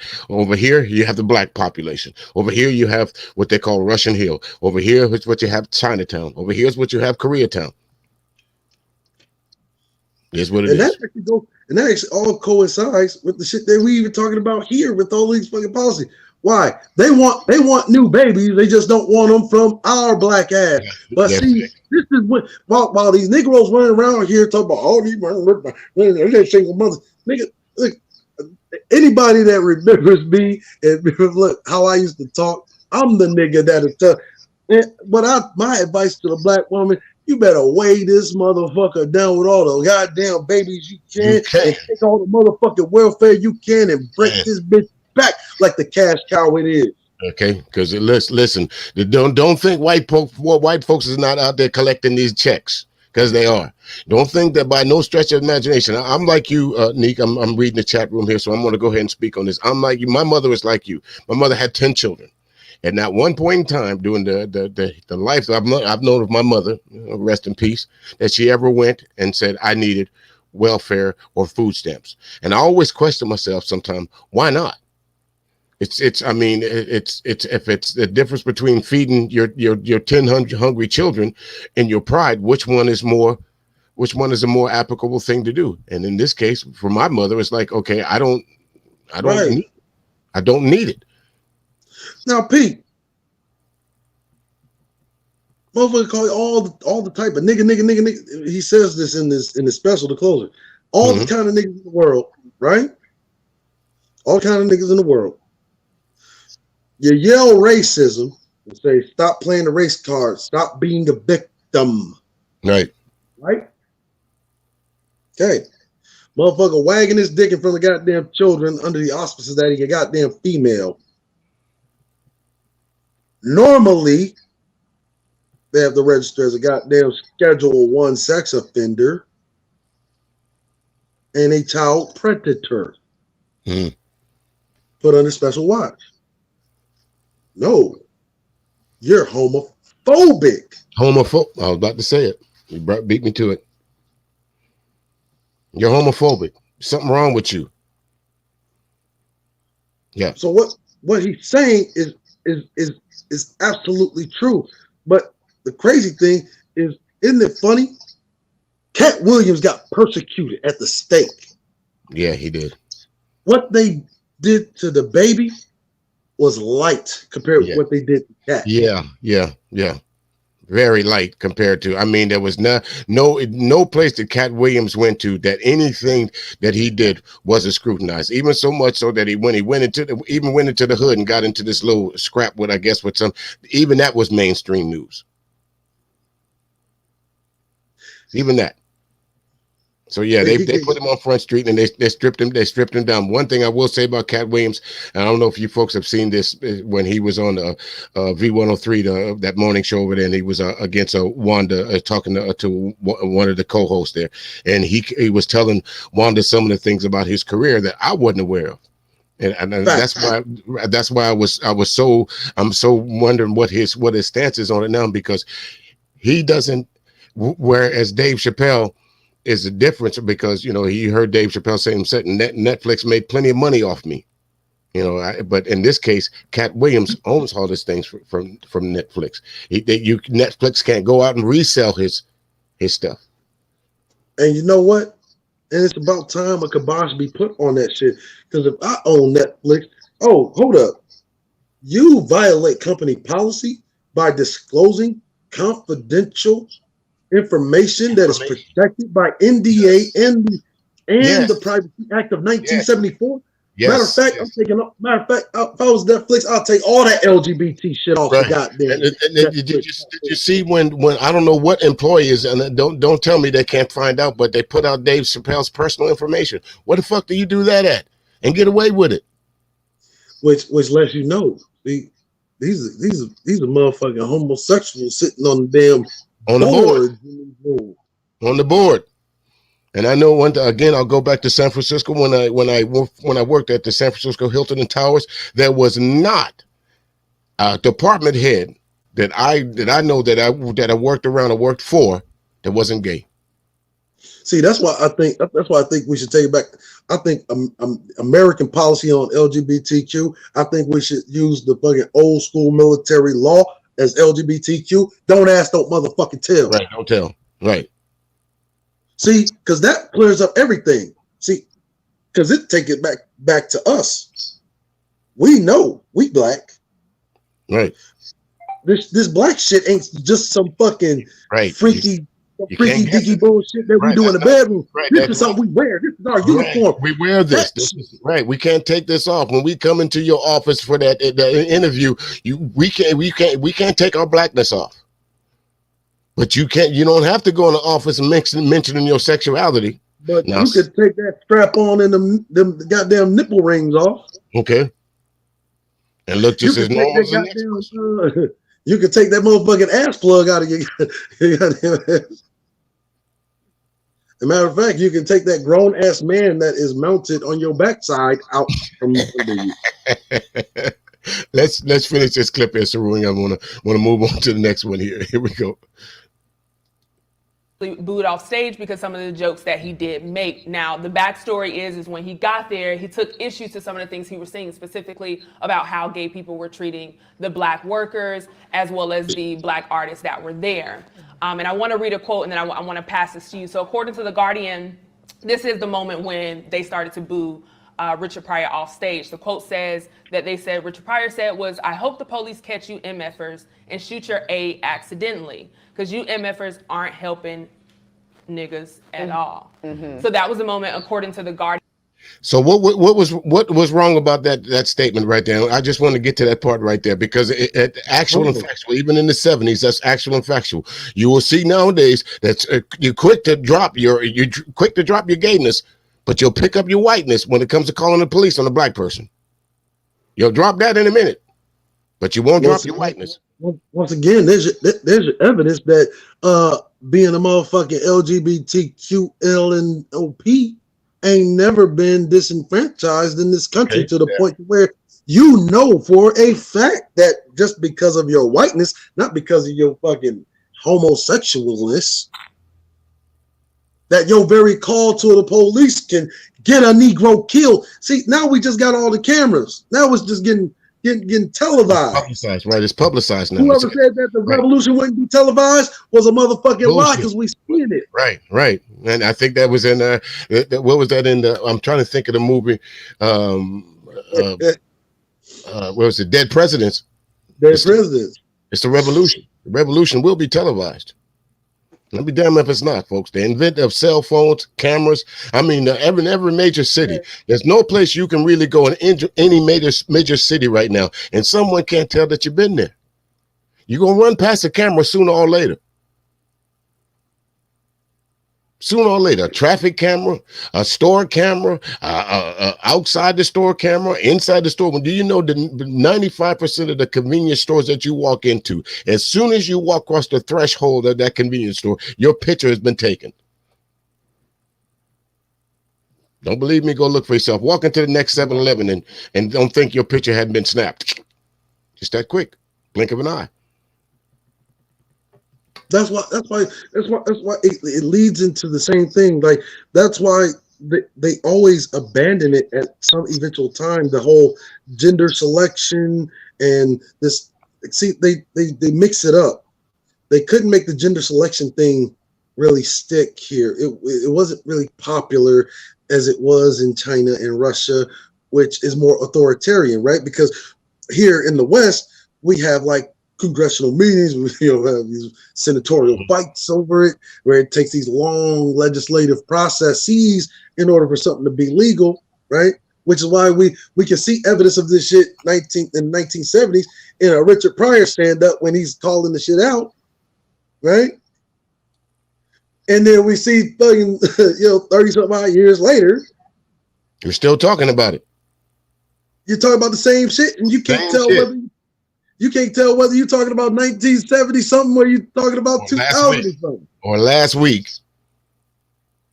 Bottom line. And if literally you're looking in the twilight zone where, hold up, this is when while you had a guy on our esteemed lady Sheila's panel early talking about some nuclear family shit, not realizing, like, dude, I'm the policy guy. I go to city hall meetings. There won't be a motherfucking new thing built. This city ain't gonna build shit. I'm gonna motherfucking make sure that the fucking city is galvanized against that shit. And I don't give a fuck who is with me. I'm gonna go down the street and get these motherfucking white boys, these Asians, all you motherfuckers that are paying property tax. Y'all better get your ass down to city hall. Get your shit together. Bullshit. That's it. From being built, because that's your fucking property tax money going to that shit. And then you want to cry, you want to cry 5 years down the line. This is draining all the local businesses that are having a hard time to compete. Nigga, because your sorry ass wasn't down there. Right. And I'm seeing, look, and this is why I'll say, like, I my affinity for the black woman is just what the fuck it is. It's just what it is. I've been a part, and see, this is why I don't really like to brag on what the fuck I really do. I've been a part of over 200 fucking local bills. Right. I've been asked to advise over a dozen national bills. Matter of fact, the goddamn bill for the federal minimum wage law that started right here in the Twin Cities. $15 minimum wage. Absolutely, I was a part of that bill. Absolutely, you're absolutely right about that. You're absolutely right. I'm showing you guys that the mayor of my city and the mayor of Minneapolis quotes me, like whenever brothers talk, like damn, that nigga sounds just like you. Well, like I told you in the Batcave, I said, a lot of these streams that I'm going, I hear a lot of your words and a lot of your talking points echoed. To me, that's a great thing. That tells me that even though what the limited stuff that you do here on the internet, it reaches out, it's far reaching. It really is. It does have an effect. And some folks want to say, well, maybe Cerulean don't know what he's talking about, or Cerulean says this, or Cerulean says that. Hey, well, Cerulean thinks he knows everything. Man, my answer is the same thing. Look, nigga, give me enough time, I will know everything. Right. What's wrong with that? What's wrong with trying to know everything? I'll be on my goddamn deathbed. Yeah, bitch, I learned everything. Right. The point of this, that's a problem. That's something that's supposed to be like a character flaw, because you want to know everything, because you want to push out information to the masses. Some folks act like there's something wrong with that. No, but at the same time, matter of fact, so next week, I think I told y'all in the back cave. Next week we got this thing, and I think it's an ingenious thing. And this is why I always give respect to these younger, like the millennials and these Z's. They just think a different kind of way. Mm-hmm. A group, it's a mixed group. I think it's a wonderful idea. They're saying, look, next week we already have the grant to get the park. It's fucking Central Park in Roseville. We're gonna deck it all out. We're gonna have the projector out there, bouncy houses out there. It's gonna go from like 6 to 11, right? 11 we're gonna shut it down, even though it's literally gonna be earlier, because if you're at a certain age, we want to get 11 to get everybody out of here. Now it's so funny. The place where it's going to be hosted at is mostly white, 76% demographically white. But most of the organizations are demographically non-white. Right? And this is that's why I was telling you guys, like, you're looking at society as a whole, and you think, and you keep hearing a lot of this bullshit that's going on in YouTube. None of that shit reflects real life. When you really look, when you really get out there and interact, I'm like, nigga, what fucking black community are you fucking living in, brother?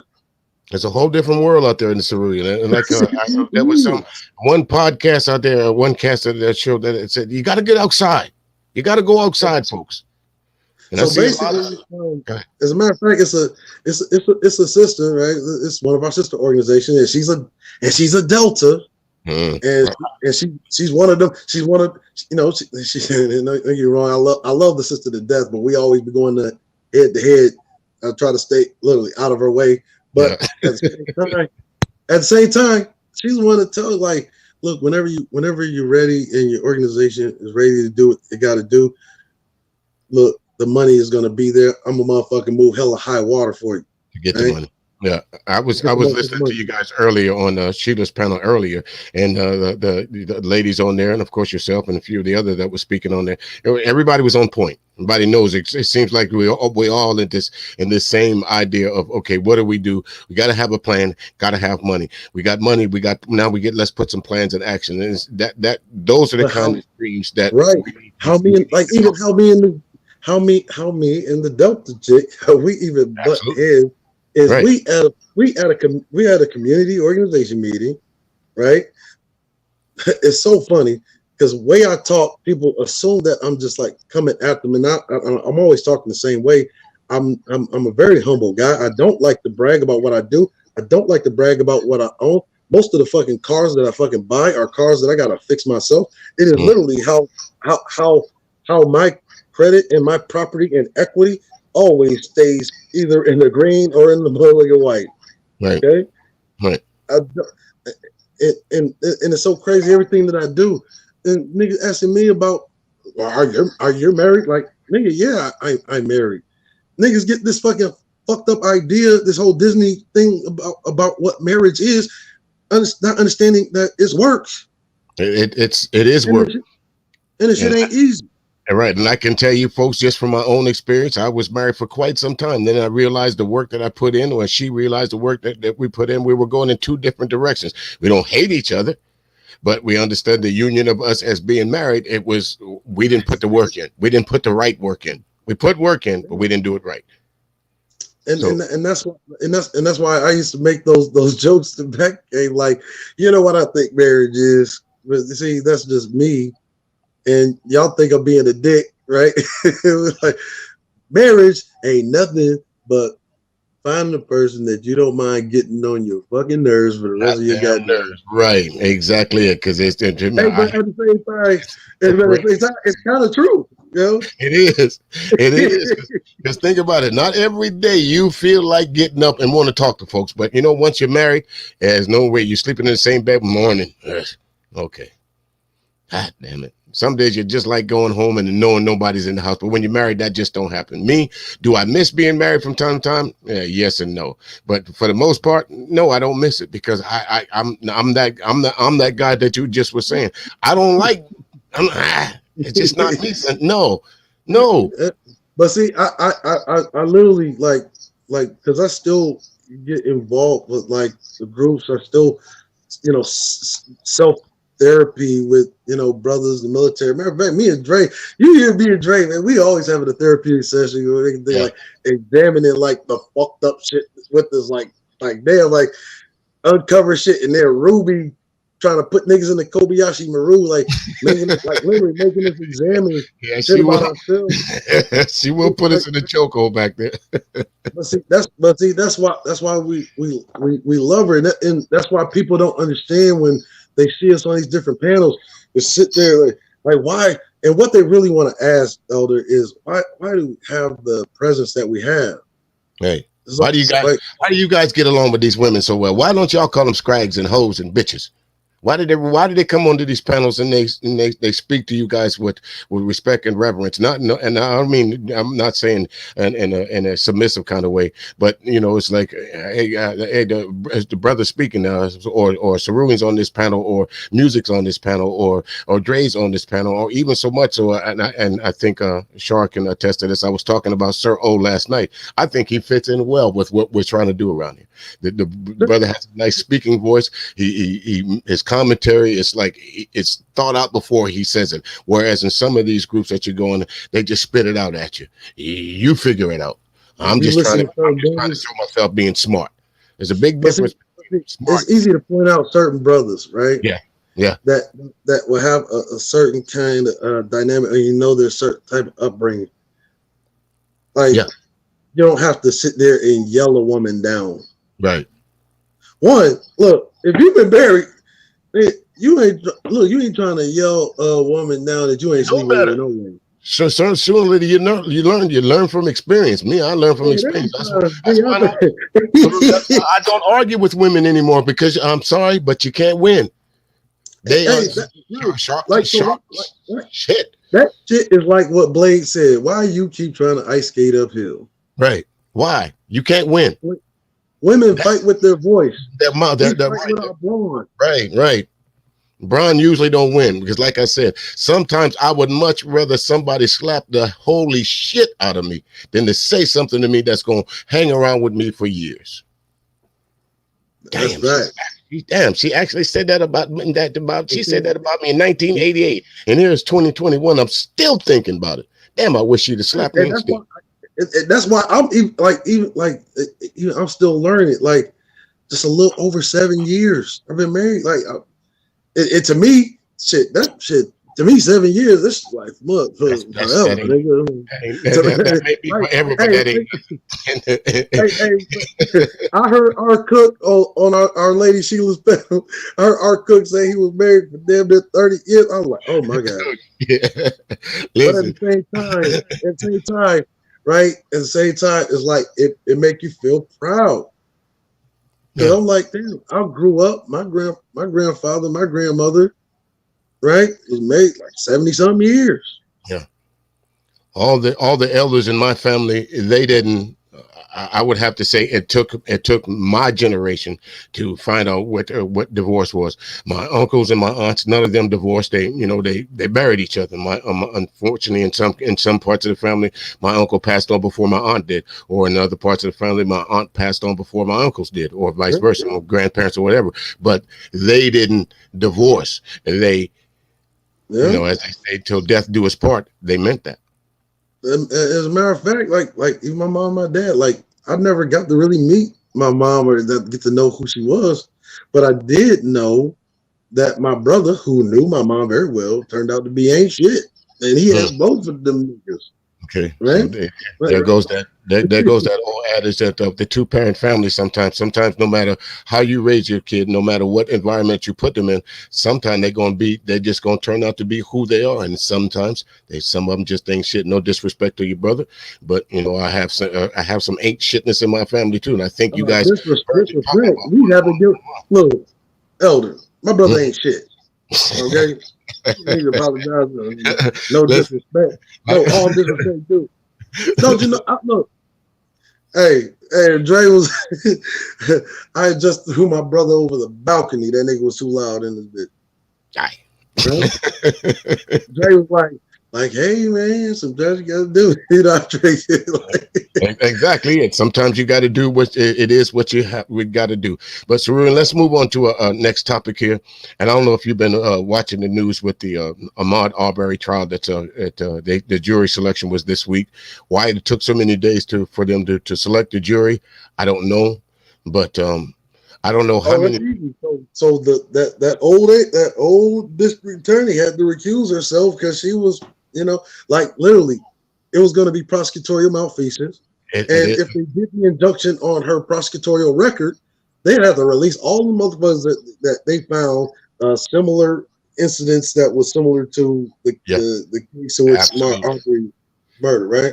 Absolutely. That's why she had to recuse herself, and now they had to find a whole new prosecutor because that bitch can't prosecute him because it's conflict of interest and it's judicial malfeasance. Right. And they had to go to the thing about it is they had to go all the way to Cobb County.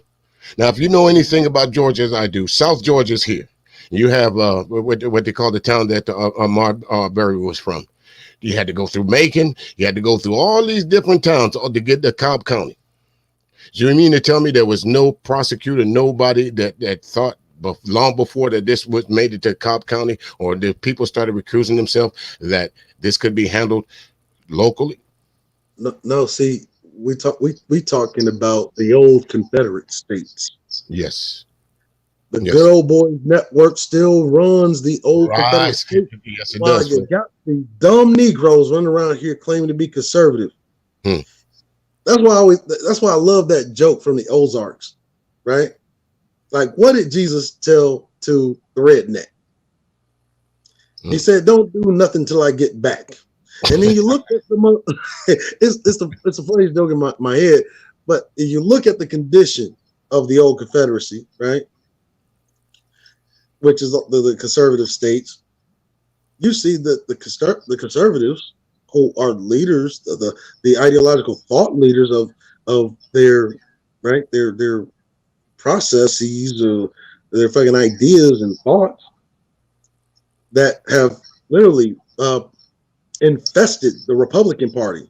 They're both in the Democratic Party, but they've infested the Republican Party, haven't done a goddamn thing for their own constituency. They sure have. But you, the magical, dumb, derelict, grandiose, Negro, motherfucking male auditioning to be the next fucking flying monkey on Oz, think that you about to, you see what I'm saying? They still run the shit. Racial hierarchy implied. I know exactly what you're speaking of. And it was only until the DOJ started talking about disbarring judges. Yeah, something was done. Hey, you don't think them old white motherfuckers sitting on the bench? You motherfuckers better start recusing yourself. You think I'm about to lose my commission? Not me. Here we go. Let's take a look at this clip here, folks. And what this is a brief synopsis of what the defense and the prosecution is going to be going through. To me, the prosecution has a real easy job to do. But I want you folks to pay attention to this and listen to what they're going to show is some of what actually what happened after while this young kid was laying on the ground dying out. You can literally hear what's happening. Well, I'll just play it. Here we go. How many of us live in a community where we think everything is okay, when many times it's really not? 911 was the emergency. There's a black male running down the street. Ahmaud Arbery was jogging through a South Georgia neighborhood when he was followed by 2 pickup trucks with 3 men. We pull up beside him. Hey, stop, we want to talk to you. And he just keeps on running. Bryant's truck is in the middle of the road. The McMichaels are behind him. He's trapped. Should we have been chasing him? I don't know. Did you hear that? Should we have been chasing him? I don't know. No, you shouldn't have been chasing him. To me, that's a confession. That is confession in itself. Again, I don't need to go to law school. You could put me in any courtroom and I could convict these clowns just on basically what they said. And that's how you know, like, this good old boy shit. The good old boy shit. Understand, American judicial system can prosecute a fucking ham sandwich. If it want to. Now listen again. What they said earlier. One of the guys that should have had these 2 McMichaels arrested that day that this happened. He went and decided through his research that there was no charge that should have been brought up against these 2. No charges should be filed against these 2 men. Actually, no charges. All charges. All charges, because one, they want to stand in your ground if you tracking a nigga down like you big buck hunting. Right. And I think we said that earlier. This is like it's like for you folks seen the movie Trespass. Basically, this is a real life excerpt of Trespass. They hunted this kid down. They saw him in a place. They hunted him down. They boxed him in, and he was in flight or fight mode. He couldn't fight. He couldn't fly anymore because they had him boxed in. What are you to do? You got to fight. Unfortunately, he didn't pick this fight, because before they came to the fight with this young African-American black kid, as they called him, they went to the house and they got some shotguns and they got some pistols. This kid is jogging. And one of the lawyers tried to make a distinction between, well, look at this camera, this footage right here. He's not jogging, he's walking. Why is he walking? What difference does it make whether he's walking in this neighborhood or not? Just because he's walking in a neighborhood, folks, that doesn't mean that another white neighbor or someone that thinks he's doing something wrong has the right to go and chase him down and murder him. And that's exactly what happened. Go ahead, Saru. But see that if you notice, even in policing, right? Because the father was like a former sheriff or a former police himself. Yes, he's directing this in the way that they would try to corner a quote unquote suspect, a quote unquote thug, quote unquote. You just put any moniker in the place of the coded language that means black. Yeah. Right? He had to turn around and fight because he had nowhere else to go. Had nowhere else to go. He was boxed in. Understand that. We all understand what the human psychic is, a flight or flight mode. He already tried to fly. He already tried to run. We even hear testimony later on that even in this and before they even get to arresting anyone, you already hear one of them, McMichael, saying, well, he boxed him in with his truck and he still kept on running. He might have hit him. Oh, that wasn't even it. The other side, you don't even see him on camera. The police let them go. They're not even on camera on the other side, which is why they let them go. Okay. After murdering this man in cold blood.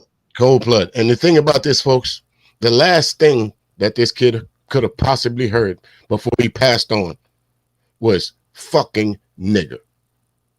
That's the last thing that he could have possibly heard from his assailants. Because that's what the guy that was filming, that's what he said, like Michael said. And yet, you don't even hear any of the defense, which is literally a fucking failure. Like literally, you talk about lack of defense, of just Ahmaud Arbery. You don't even hear the prosecution talking about hate crime or any of that shit. No. But let you smack an Asian for spitting on you. Hate crime. We saw what happened when all of a sudden when they shot those Asian ladies in the dare I use it, the massage parlor. You saw what happened. Legislation flying out their ass to protect the Asian community. Asians get down with the overall American white ethos that wants to stay in power. Okay. This is how cold it is. When George Floyd got killed. Now, when we wrote the initiative, we talk about black men, most black men, like 80% of black men that are living qualify to be police officers. Okay. Right? Mm-hmm. My dad's friend, Lieutenant, St. Paul Police. He has a program, and it's a program that I actually want to help expand it someday, that actually takes them all out to fucking, like, it's an outside range, teach them in, like, gun safety, how to properly stow, shooting, clear, the various conditions of weapons and all of that. Safety. Make sure you know how to shoot. Proficient enough, you can actually get your license through this brother. Right. Right? Now, I always find it so interesting. This brother helps one of our sister organizations called Black Truce, and they are gun safety. All black women started this. Black Truce, the gun safety. They are a women's organization that teaches women in gun safety, self-defense, et cetera, how to properly stow. And they get down. Look, they keep. A lot of them got more guns than a lot of us. Okay. Mm-hmm. And that brother, if it weren't for that brother, that organization would have not had the keystone component to help get those systems organized. And you know what he used to do? He was a former motherfucking Marine. Hoorah, devil though. And that's why I say, like, I know the process works, like, but you don't hear the hate crime shit. And I'm saying, like, we could curve all of this shit just by following, like, simple things. And we don't need, like I was a part of big organizations that really did some great things. I got two of my nephews fucking certified in carpentry and painting and et cetera, nailing, roofing, finishing, and flooring, right? Mm-hmm. But at the same time, when it came to the other side of the community side, you still have that thing of lacking of the cohesiveness. And I was actually trying to explain this to our sister that was, this was AKA, and this is why I don't like to brag about my family history and all that shit. And like, my auntie was an AKA before she died, like, literally. I could go. I was born in the birth. I was literally born in like the birthplace of revolution in America, Alabama. Right. You can't argue with that, folks. My uncle has a fucking church in Alabama. Anybody that knows about Alabama and the church circuit, the so-called Chitlin circuit, even today, if you a nigga and you got a goddamn church, you was not gonna be owning no damn church unless you some kind of a fucking alphabet letter, divine nine. They not gonna let you. That's how tightly knit they are. Now, my uncle that runs that church, right? He's never pledged. He's never crossed no fans and none of that shit. But my auntie was, which is how he was actually able to own it, because it was literally left to my aunt. And she signs it over to him. He still runs it. It sounds quite similar to what went on around here, Cerulean. To be quite honest with you. As far as my family's concerned, and the property they own in the three different parts of where we live at here, if it hadn't been for the women in our family, would we have these different plots of land here and there and there? And I don't think we would. And don't get me wrong, I actually respect it. My uncle's actually a Freemason, right? Yes. I respect it, right? That's why people couldn't figure out what the hell I was. Everybody trying to get you need to be over here at the temple. You need to go over here to play. You need to go here and make the oath. I have no interest in none of that. Yeah, my mother was a Eastern Star. My father was a Mason as well. But to me, do I have an interest in it? I would say yes from the reading standpoint of it, but as far as to be a part of the organization, I'll leave that to. I think there's other things that I would much rather focus on. Not to say there's anything wrong with the Masons or the Eastern Stars. Much respect to those organizations, but it's just not for me. It's not for me, but I know the necessity of it. Right. Just like the sister that's right here, front and center. Right. Like you wouldn't think anything of her. You wouldn't know that she was an Eastern Star. Right. Absolutely. Let's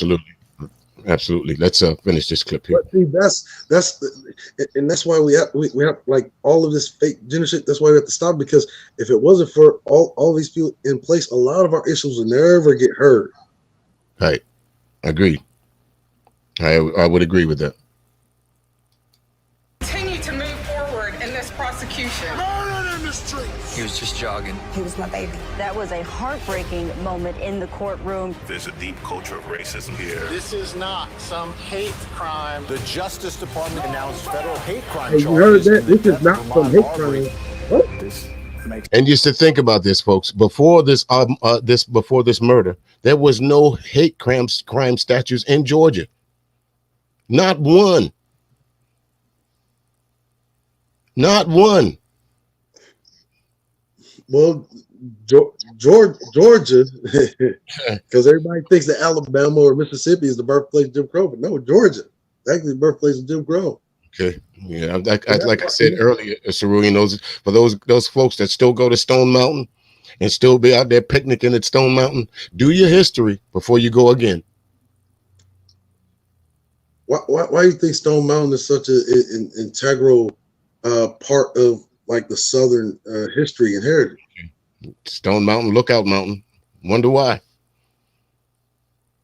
Wonder why it's on their. You wonder why it's on their radar. It's one of their. How do you say, one of their places of that they hold in high esteem. That's where the Klan was at. That's where the Klan, some of the Klan members originated. The Grand Dragon was up there. Actually, that's where it was resurrected at, in Stone Mountain. Right. We killed our first nigga up there. You don't remember? Good.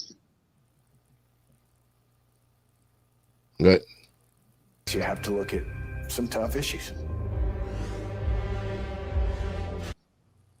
Again, I think this, to me, folks, this trial here will be important. And why I say important is because I think if they allow these three men to walk free or to get a slap on the wrist as far as a light sentence, I think the whole of South Georgia will burn in hell. When I say burned in hell, just like the riots of the summer, and you're part of the neck of the woods in Seattle, Cerulean. That's the same thing will happen in South Georgia. Well, actually, this is why I'm particularly proud of the state I live in, because I always like to think that that we are doing some good, no matter how many brothers. Like when I was talking earlier on the panel, and I was talking about how COVID did kind of give a lot of brothers reason to kind of like, oh man, and it kind of become apathetic because in my opinion, I don't care about the burden, because whenever I decided to go ahead and take on the role of leadership, what do I think? I'm young blood. The decision to fucking name me that shit, I wasn't even in the room. I wasn't even fucking thinking about the shit. I was sitting at home trying to rest my legs, and bam, just hit me with drop this shit on me. Brother, you got 6 weeks to accept her tonight. You see? And see, it was only after like everybody in the community telling me, brother, you are the nigga. Like I'm telling you. When I talked to y'all, it was like finalized, even though I sat on it for another like 3 weeks. I was like, no fuck, I'm gonna go ahead. Right. I'm gonna just do it a little different than the way that we had been doing it.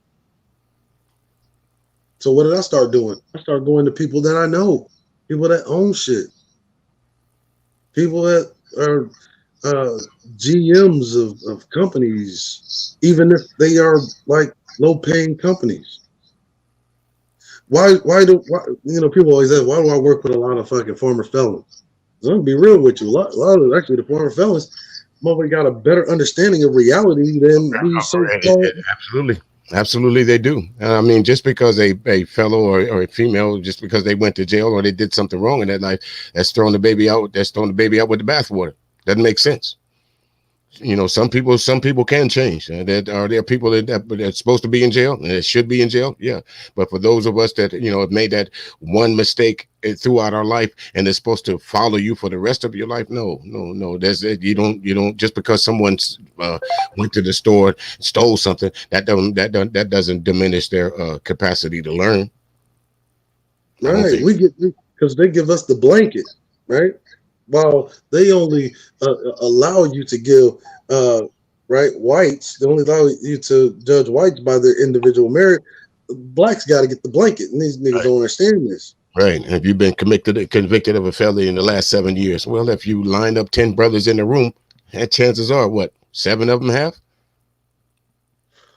And this is why I hold those Negroes that continue to spread that message equally, if not more so, as culpable for Arbery's death. Okay. Because if that's not proliferated in society the way that it is, especially by these niggas, because every single time that they want, because warfare starts with propaganda, and the only way you could get a bunch of motherfuckers to believe that they are the reason why they are being killed by agents of the state is by getting another dumb nigga to say. We won't call no name elders, Larry Elders. Yeah, right. We won't call no names on that. But I'll tell you the funniest shit, Larry Elder. Oh, you're sitting there pandering to these motherfucking white people, and it was that magical white woman that you said that. Oh, hey, you love who you love. You said that magical white woman rolled up on your motherfucking ass in a gorilla mask and egged his ass though, right? Okay. Hey, don't get me wrong. As racist as shit, that shit should have been a scene in The Hateful Eight. Even I was looking at the news also. I guess Herschel Walker found out that he's still black too, huh? I don't know. Herschel Walker, I did a thing about Herschel Walker. I'm like, since when did a nigga with multiple personality disorder become the motherfucking spokesman for the same niggas? It's football.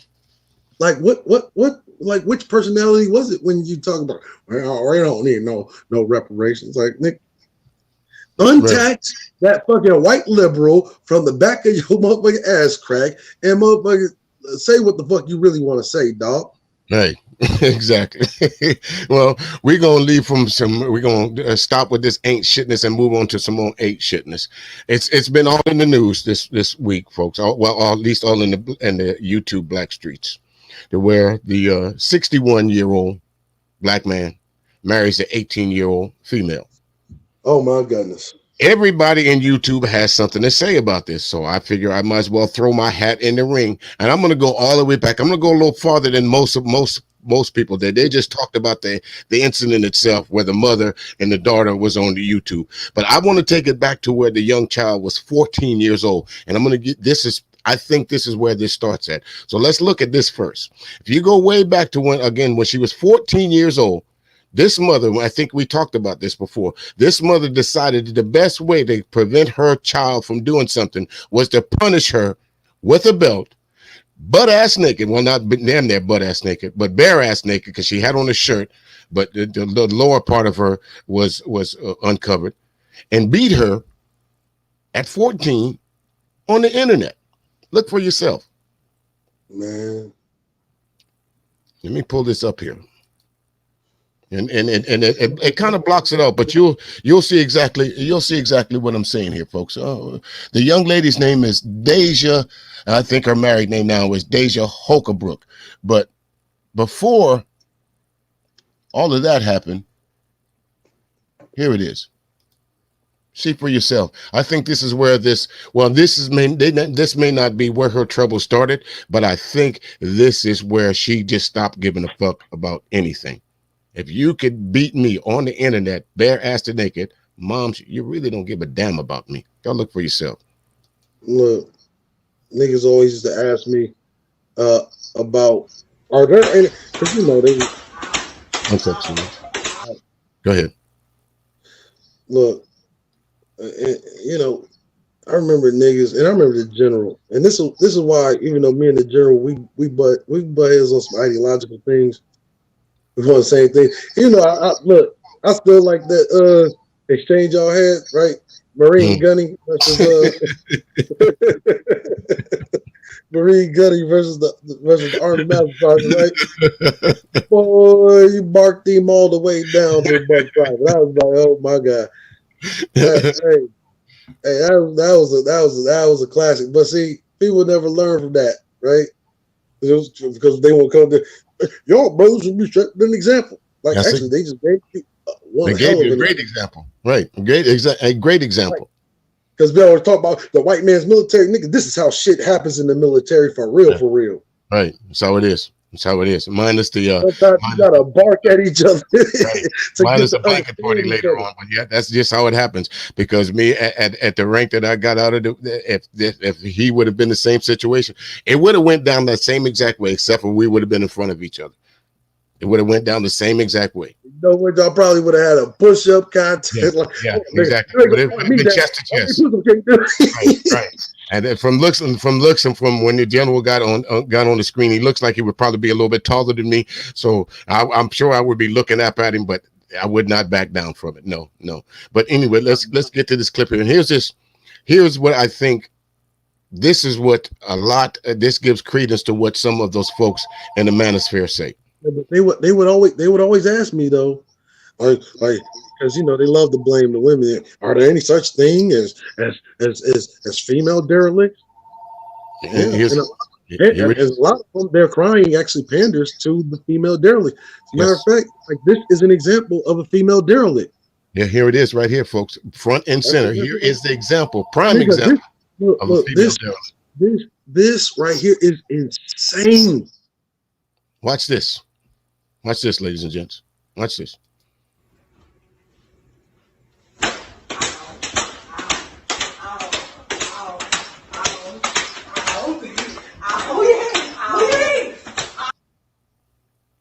She is butt ass naked, and I'm sorry that it kind of didn't let it play all the way through like I would like it to.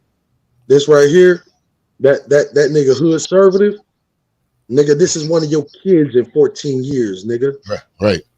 See, like this is what happens when you abandon your responsibility.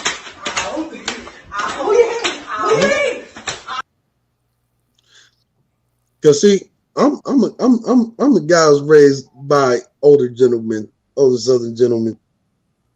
Tuh.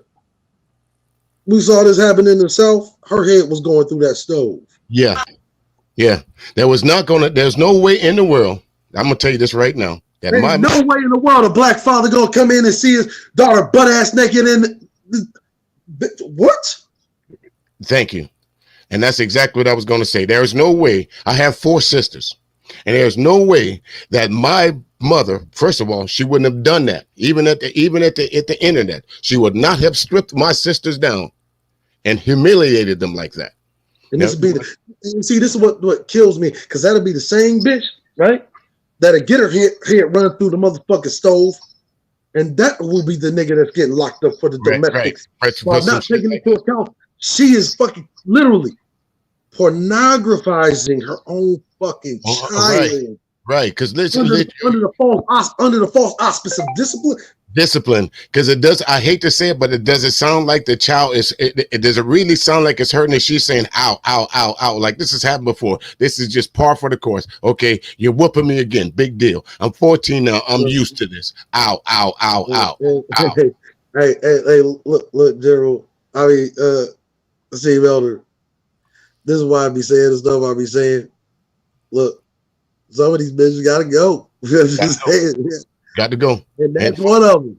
Right, and that's exactly what I'm trying to point out. When it comes to some of the talking points in the manosphere, I don't give a fuck what my daughter did, bitch. Right. You ain't gonna ever strip my daughter naked, not for nobody, not even if the camera wasn't rolling. On the internet, folks, you understand that this was on the internet. This is where I pulled this from. This is on the internet, and the reason why I went and looked it up because I heard her say, "At 14, you beat my ass on net, online, and you thought that was going to change me." This 18-year-old girl said this herself out of her own mouth, and that's what made me go back and look.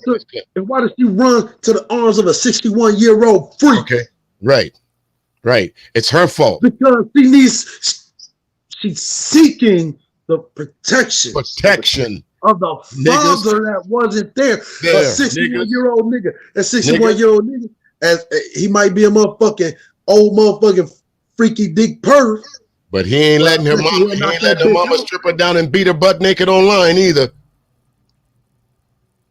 Now, again, this is so-called one of these. There's some people out here that agree with the mother, but they didn't do their homework, because if they did their homework, that's because they some motherfucking freaky dick motherfucking pervs, and they really right. They co-sign with this because this is how they treat their daughters. And listen to this bitch speak. That's what I'm going to call her a bitch. And you know, when I call a woman a bitch, that's got to be something. That's major for me. This is a bitch. Old Gunny call you a bitch. You deserve this. This is a bitch. Okay, here we go. Watch this bitch and listen to this bitch and listen to wonder why this 18-year-old child ended up in the arms of a 61-year-old man. Understand, for this bitch right here, this is the reason why this child was left out to the wolves. For years.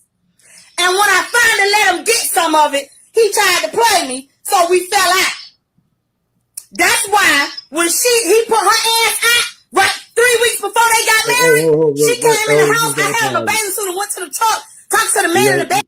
You gotta turn. Look, you gotta turn that bitch. Look, I want to punch the bitch in the face. Look. Anyone seen this clip right now is not mad at this woman. It's not wondering what this woman right here think that she's right. Anybody on this panel, anywhere else within the sound of my voice, can come to me and said that this is not the reason. This bitch that we're looking right here is not the reason why this 18-year-old child ended up under the arms of a predator. Because that's basically what he is. She out looking for protection because she damn sure didn't get it from this crooked tooth bitch right here. Not at all. You sending the goddamn chicks right into the mouth of the fucking wolf. Lions. You're taking you right into you're putting the pork chops in the line and putting the pork chop in the lion's den. That's exactly what you're doing. But see, this is why I used to try to bring balance to what, because I understand what a lot of the brothers saying. That's why I never say that everything that they saying is some bullshit. But this type of shit right here, see, it's televised. Got evidence, but this will be the same type of bitch that be up in a motherfucking goddamn what's that bitch name? Meg the male horse. Yeah, Meg the Stallion. Talking about protect black women. Right. Bitch, you don't believe that shit. Your damn self. You don't believe that your damn self. So don't play me with it. It's a special place. See, there's a special place. As much as I don't want to play this, folks, I have to make a point with this. See, Mike gonna tell me you just want somebody to see that fat pussy. Don't you go with my daughter? Didn't you just bring her over here to get some more of her stuff that you brought over here? And you didn't do nothing. You stupid ass bitch. You didn't do nothing. My daughter, you seen your daughter leaving the house with a 61-year-old man that you fucked and you still allow this to happen. You dumb bitch. It is our fault. It's the internet's fault. Because we didn't help you raise your child correctly. You stupid ass black bitch. You are the reason that white folks talk about us the way they do. You are the reason. You are the bitches that created the manosphere. You are the bitches that created SYSBM. You are the bitches that created our girls on milk cartons, getting away from bitches like you. These are the derelict bitches that sit here and talk about why is 50,000 a year black motherfucking girls going missing because of derelict fucking bitches like this. You more worried about him looking at your so-called fat pussy than worrying about your, at this time, 17-year-old daughter walking out the house with they tried to cover him and say he was 42. Big fucking deal. And then this ass clown, this dude that's married this young girl, got the nerve to go online and try and say, I'm protecting her. No, nigga, you a predator. But because she's of legal age, there's nothing we can do about it. Morality had to step into you. Legally, there's nothing we can do about the fuck shit that this mother and this grown ass man put this child in. Can we blame it? Right, look, if she ended up right with one of these, young up and coming tech dudes that say 24, 25, 26, niggas would be like, okay, nigga, you 60 motherfucking one. You know better. You know better 3 times, nigga. Add this up. The girl is 18, 28, 38, 48, 58. You are at least old enough to be this stupid motherfucker old enough to be her big mama. Okay. Great grandfather, not grandfather. Her big mama, nigga. No, we're gonna go big. No, actually, I can't. No, because I can't diss big mama like that. No. Big mama is Big mama is a noble staple of black community. Yeah. Big mama wouldn't put up for this shit. Big mama wouldn't do this. Look, right. Let this old motherfucker would have pulled up with a nigga daughter. Big mama would have had a shotgun at his motherfucking head. You would come out. And you know what's so real about the black community back in the day? A nigga like this could have got shot in the head and nothing would have motherfucking happened. Nobody would have gave a fuck. He'd have got his ass beat on every corner. Guaranteed. A nigga like this in my neighborhood where I grew up at, if he was running around here, as we called him back there, snatching up these young girls, his ass would have came up missing in 4-hole swamp somewhere. They'd have fed his ass to the gators. Gators don't leave nothing of you behind but a pile of shit. They eat everything. If you don't know about 4-hole swamp in South Carolina, go look it up. It's like the Everglades. Folks go in, folks don't come out.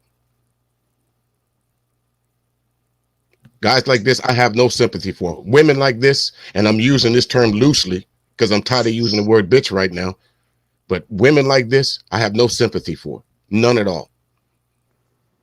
I could give a fuck if somebody drug you out by your if I saw a policeman dragging you out of your house by your hair after I saw this, drag the bitch out some more. But take her back in and drag her out one more time. Yeah, I would. Shot that bitch right in the motherfucking face. Hey, EMT, go ahead and put the goddamn things on her. Buy that bitch and shoot her in the face again. Okay, let's again, folks. I hate to say it and I hate to do it, but let's listen to why I'm so. That me and my knee baby help bring in this motherfucking house in the gardens? But did you just say that to me? See, I be quiet about a lot of shit because I don't be snapping. I don't be having time. But I got high blood pressure. I got high blood, and that shit came from hypertension. Because I go from 0 to a million in 5 real fucking fast. You dumbass bitch. No, it's because you eating a million motherfucking calories a day instead of handling your business, bitch. I am Bahamian. And I got a little Irish. So that means, yes, I am crazy. Oh, so you got the Navajo right. Wait a minute. I am Navajo. You damn I am skinny. Bahamian. Never. And I got a little Irish. Should anyone not confuse you with being a hoe? Because you are. That's right, Neat. Drop squad. We need to go get her. Call the drop squad. Snatch that bitch up. Tie her up in a room. And the next time you hear Navajo come out your mouth, you'll really mean it. Because you'll say, I'll never want to be a hoe again. Look, I don't want to be a hoe no more. At least she got the Navajo right. Yeah, she got that right. I'm part Irish. I'm part Navajo. Bitch, you ain't part nothing but idiot. You all bitch. All bitch. I can guarantee you that. If you was my sister, lady, miss, if you was my sister, I don't fight my sisters, but I'd put my foot in your ass. I would literally take this size 10.5 and break it off into where you felt you tasted Nike every time you burped. Bitch, you're part hippo and part cocksucker. I don't even understand where you are missing your nomenclature. Okay, right. Here we go, folks. So that means, yes, I am crazy. So stay in your motherfucking lane and leave me the fuck alone. Leave me alone, because I ain't it. Leave me alone. Deja, whatever the fuck, Leilani, whatever the fuck your Jackson, Hucklebuck, whoever the fuck you are, stay out my motherfucking face, hoe. Please, don't ever speak to me again in life, and I mean that. This is a mother talking to her daughter. This old little Wayne mouth having bitch. Like where do these sorry bitches get off at, man? Like, see, that's why I would literally say, like I always said, not everything that niggas over on that side are saying is wrong. It's just like a lot of this shit is just misdirected. Absolutely. Ain't it funny? Ain't it funny how when it comes to black women, this is the fucking image that they paint for all black women. Okay. All right. But there's more white bitches like this than there is in the black population. And they call them Karens. Okay. But this bitch, I'm telling you. This is the representative of what this particular woman shows, that this is how black women treat their daughters. This is not this is not a mother-daughter relationship. This is two women fighting over a dude relationship. That's how I see this. Because she clearly says, I slept with this dude for a cell phone and $150. But you as a mother allowed this man that you say picked up your daughter and held her in the arms as a baby, you allowed this man close enough proximity to you and your daughter that he ended up sleeping with her. And this is one of those cases, that I would say, like, she's still young. Mother still 100% culpable. Okay. I cannot blame that baby for shit. Nothing. But you throughout the internet, Cerulean, and for those of you down there, throughout there, I've listened to some of these rebuttals against these two here, and there's so many of them out there that want to blame the child. want to say it's her fault. She hot in the pants. Well, she know what she was doing. She fast. She fast. She a fast ass. Well, guess what? If you had to live a life like this, you had no choice but to grow up. If this was your mother, she's 18. Why do you think you got so many motherfucking black women in the population talking about they feel unprotected? And see, ain't it so interesting, Elder? Like the noble endeavor that I'm talking about is where we as black men like get out ahead of this shit, right? I'm trying to reinstill the pride that we once had. Like we're trying to bring it back. Like all of that other goofy shit. I'm not sitting around waiting for nobody to change. You have to change the shit your damn self. you absolutely do. You absolutely do. I had another clip of that I was gonna let the young lady say her piece, but folks, you go online and listen to this. And even though the Deja, you can tell she's really upset, and she's upset about what people are saying about her. But again, all this, just as you said, Neek, all this comes from what we're looking at on the screen.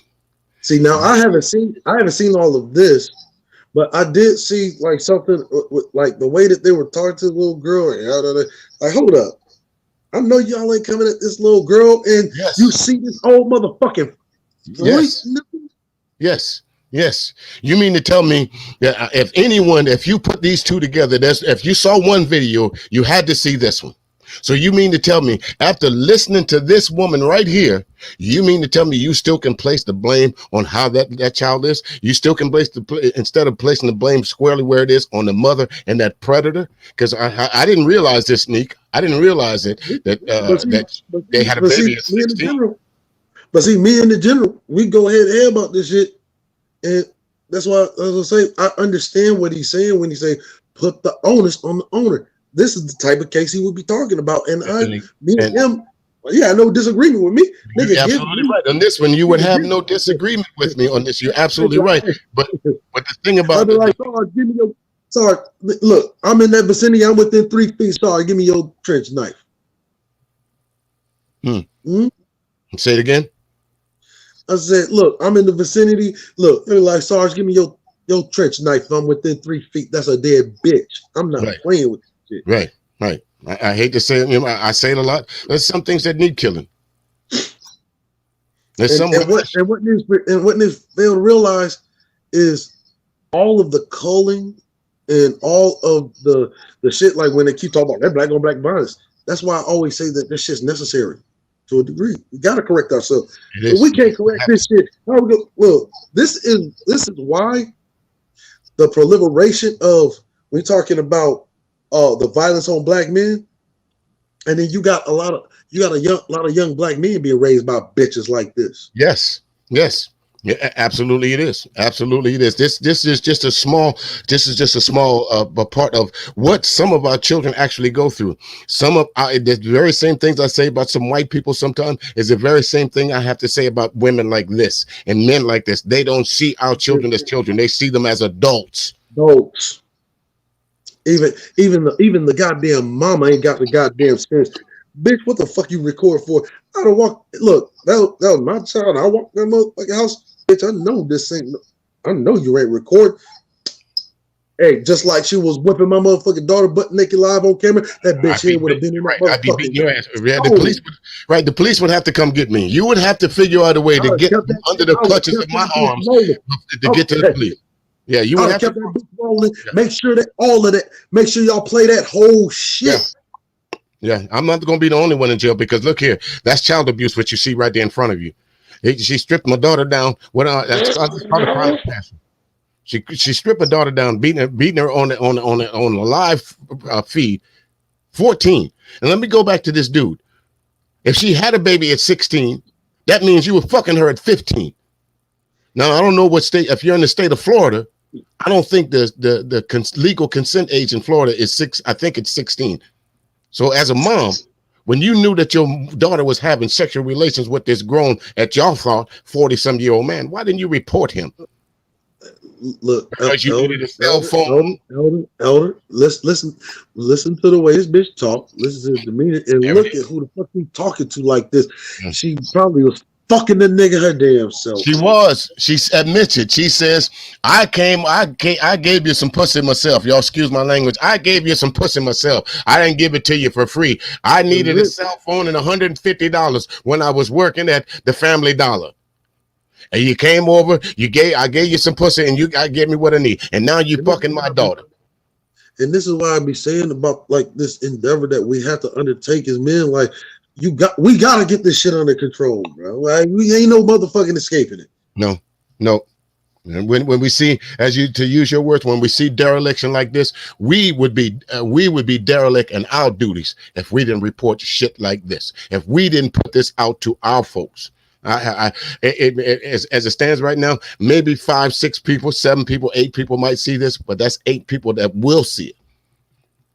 That will see this broadcast, that will see, just like I saw this lady from somebody else hopefully will pass this along to where this bitch gets her just due. If she don't get it now, she'll get it later. Look, hey, I hate to blow up the spot, but shit, I'm gonna tell you some real shit. I'm let all of y'all know, just so y'all know, y'all see some shit like this. I'm gonna tell you, the most dangerous weapon that you can get your hands on, don't shoot bullets. Just let this sit on your mind. You can get it at a goddamn dollar store. It's called a water gun. I'll let your mind run free on that. Okay. So, and with that, my man, I'm gonna have to get out here because it's almost what do you call that, rehab time for me. So I'm gonna go ahead if you ever find it crazy how all these niggas suspiciously dying of an overdose, look, a water gun more powerful than a goddamn actual gun. Okay. I'm not justifying it. I'm not saying it's right, but hey, if I read about it in the newspaper, the views expressed by Cerulean Gray in no way reflection of the esteemed Mr. DJ Music Channel. Yeah, I got my own way, but I think I will say this. I might not have said it on it, but I don't y'all know what I'm saying. I'm winking. That's why I say it in parts like that, so you don't get blown up. I'm winking. But with that, man, I know you know what I mean. Yeah, I know exactly what you mean. It's Cerulean. It's always a pleasure having you up on the panel, my man. It's always a pleasure. Always have a good time. But it's always a good having you up here, enlightening the masses on a few things. And definitely when I get back to holding the radio show with Char and Ruby, I would love to have you on one of these panels. So not only I need to catch it. I need to catch it. Like, because lately I have been really, really busy. As a matter of fact, I gotta make up to our brother Sir Obadiah, and I need to just catch up with everything. Because I catch up when I can, right? It's just like I'm just like damn. When Dre was like, "Oh shit," the elders, that was like, "Oh, it is Saturday." Oh, I'm missing it. I gotta get on this one. Right. I do appreciate it, man. And anytime that I'm live and you want to jump on because I love speaking to you. I love talking to Dre, and I love the camaraderie that we have behind the scenes. It's easy to get your points across. It's not that we 100 agree on everything. It's just that we ain't that funny how people do. I'm water for each other. They don't even understand how military niggas work. Like, we keep, like, literally, that's why we call you the Supreme Elder. You don't let me or Dre slip on shit. Nothing. You're right. You're absolutely right. Dre, being Dre, like, gee,